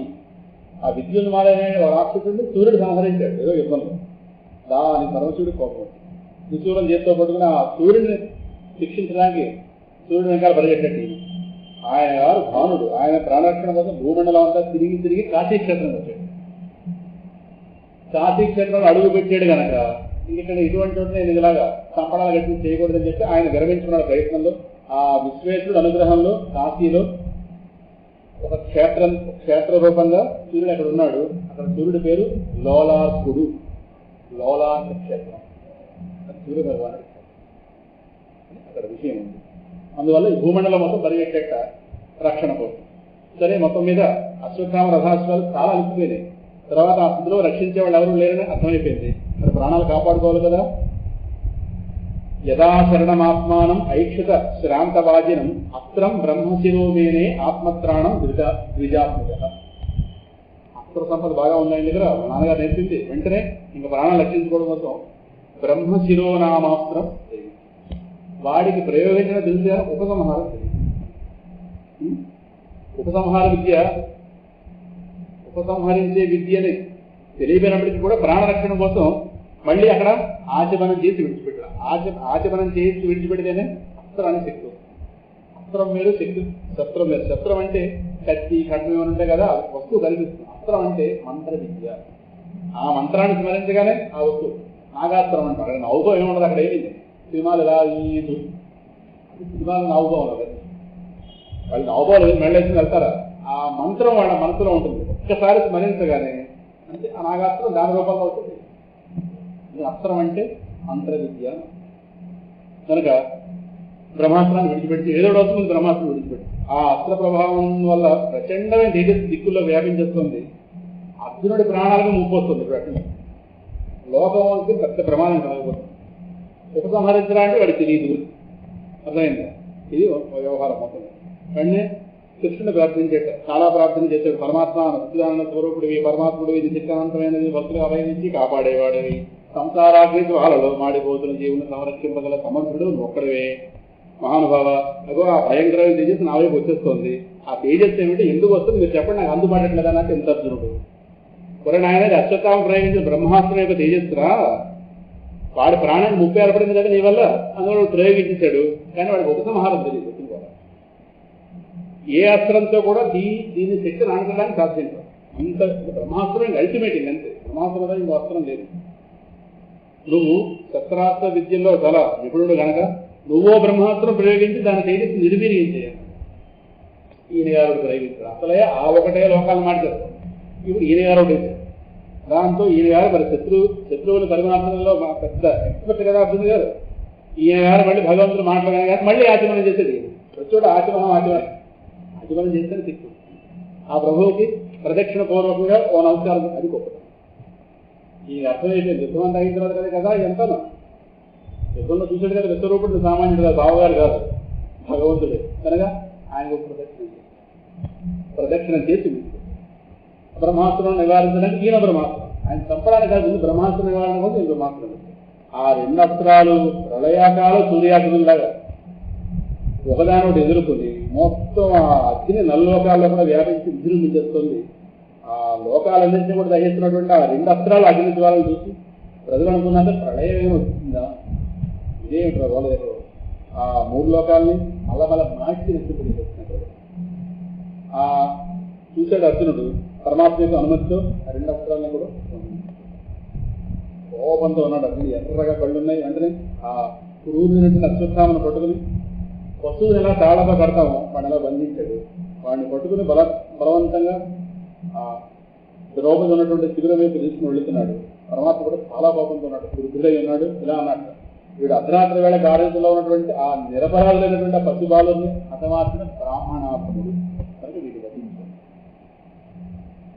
మత్తులో ఉన్నవాడు, పరాకుగా ఉన్నవాడు, పిచ్చివాడు, నిద్రిస్తున్నవాడు, బాలుడు, స్త్రీ, వివేక జ్ఞాన శూన్యుడు, శరణాగతుడు, రసహీనుడు, భయకంపితుడైన శత్రువుని ధర్మజుడైన వీరుడు ఎప్పుడు చంపడు.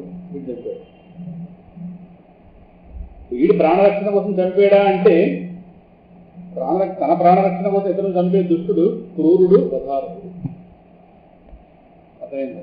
ఆ వారికి వీడికి సంబంధం ఏంటి? పడితే నేనే పడాలి, పిల్లలను పడడం వీడు. వీడిని చంపడం ఒక మంచి మాట పరమాత్మ. వీడిని చంపడం వీడికే మంచిది. ఎందుకంటే వీడిలా బతుకున్నాడు అనుకో ఇంకా బాగా బుద్ధియాలు చేస్తాడు. తర్వాత చేశాడు మళ్ళీ ఇంత అవమానం. తర్వాత మళ్ళీ బ్రహ్మాస్త్రం వేశాడు. ఉత్తర గర్భంలో ఉన్న పరిస్థితులు కూడా వీడి బుద్ధి మారలేదు. వీడి పాడు వీడు బతుకుంటే వీడికే ప్రమాదం. వీడి దేహంలో తీసేయాలి. కొంతమంది ఆ దేహంలో తీస్తే కానీ వాళ్ళు సుఖపడతారు. వాళ్ళు సుఖపడరు, వాళ్ళ ఇంట్లో అసలు ఇంకా ఆ దేహంతో వాడు ఉంటే దౌర్భాగ్యం. మనందరం వాడు అదృష్టం మీద మనకు ఏం ప్రార్థించాలంటే పరమాత్మ వీడు పట్టుకుపో ఈ వీధిలోనే ప్రార్థన. వాడు పోతేగా ఆ వీధి శాంతి. కొంతమంది అలాంటి క్యారెక్టర్లు కొంతమంది ఉంటారు. ఆ దేహంలో వాడు బాగుపడే యోగం ఉంటుంది. బాగు తీసిరా నాయన వీడి. అలాగే వీడికి ఆ దేహంలో బాగుపడే యోగం. అందువల్ల వీడి పాపకృత్యాలకి మళ్ళీ ఇప్పుడు పాల్పడిన పెద్దగా మళ్ళీ అదో గది పొందుతాడు. వీడు ఇలా బతుకున్నాడో ఇంకా పాపకృత్యాలు చేస్తాడు. వీడి బుద్ధి పాడు బుద్ధి.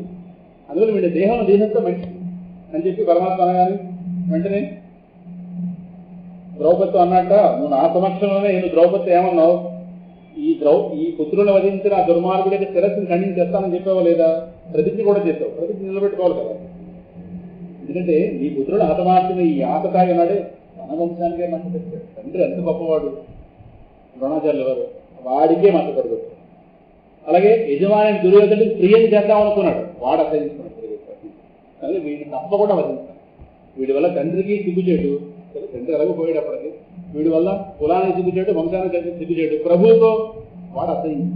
కనుక వీడు వధార్హుడు తీసేసేది అని అర్జునుడి యొక్క కర్మ నిబద్ధత ఏమిటో పరీక్షిద్దామని పరమాత్మ మాట అన్నాడు. చూద్దాం అర్జునుడు ఏం చేస్తాడు అని ఒక్కసారి ఈ వధకి ప్రేరేపించాడు. అయినా అర్జునుడి యొక్క విశాల హృదయం ఈ సూచనను అంగీకరించలేదు. అశ్వత్థామ కుమారులను వధించినప్పటికీ గురుపుత్రుని చంపడానికి మనకు ఇష్టపడ్డాడు. సరే, మొత్తం మీద ఆ బంధితుడే ఉన్నాడు కదా, వాడిని పట్టుకుని ఆ శిబిరంలో తీసుకెళ్ళాడు. ద్రౌపది ఎదురుకుండా పెట్టాడు. ద్రౌపది మాట్లాడుతుంది మాటలు. ఒక పశువులా బంధింపబడి అశ్వత్థామ తీసుకురాబడ్డాడే, ద్రౌపది ముందు శివాన్ని పెట్టింది కదా ద్రౌపది అర్జునుడు. నీకు బుద్ధిందా లేదా? గురుపుత్రుని ఎలా తీసుకొస్తావా, మర్యాదగా తీసుకురావా? ఏ ద్రౌపది అండి? ఇటువంటి ద్రౌపది గురించి విశాఖపట్నం చెందిన ఒక దుర్మార్గుడు, ఒక పాపాత్ముడు, వాడు పుత్రుడు రాజ్యం. వాడు విశాఖపట్నంలో ఓ నెంబర్ 1 పర్సన్ సభల్లో చేశారు. దౌర్భాగ్యం. ఈ ద్రౌపది గురించి, ఇటువంటి ద్రౌపది గురించి ఓ పాపాత్ముడు.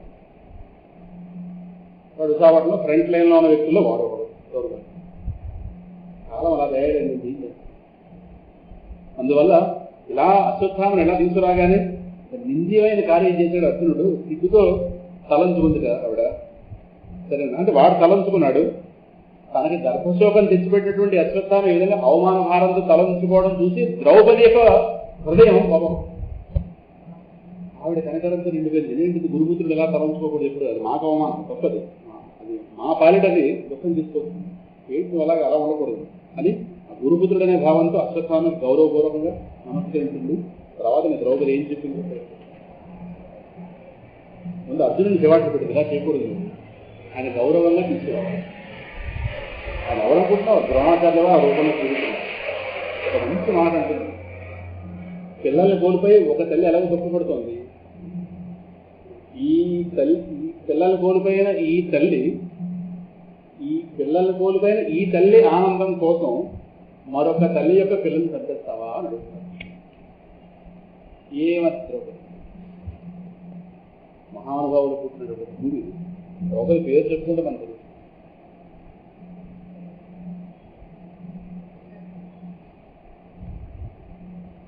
లెక్క ప్రకారం అయిపోవాలి. రేపటి రోజున కొద్దిగా మిగిలిపోయింది. సిలబస్ పెట్టుకుంటాం కదా, రేపటి రోజున మేనత్త స్తోత్రం వస్తుంది, భీష్మాచార్యుల వారి స్తోత్రం కూడా ప్రవేశిస్తుంది.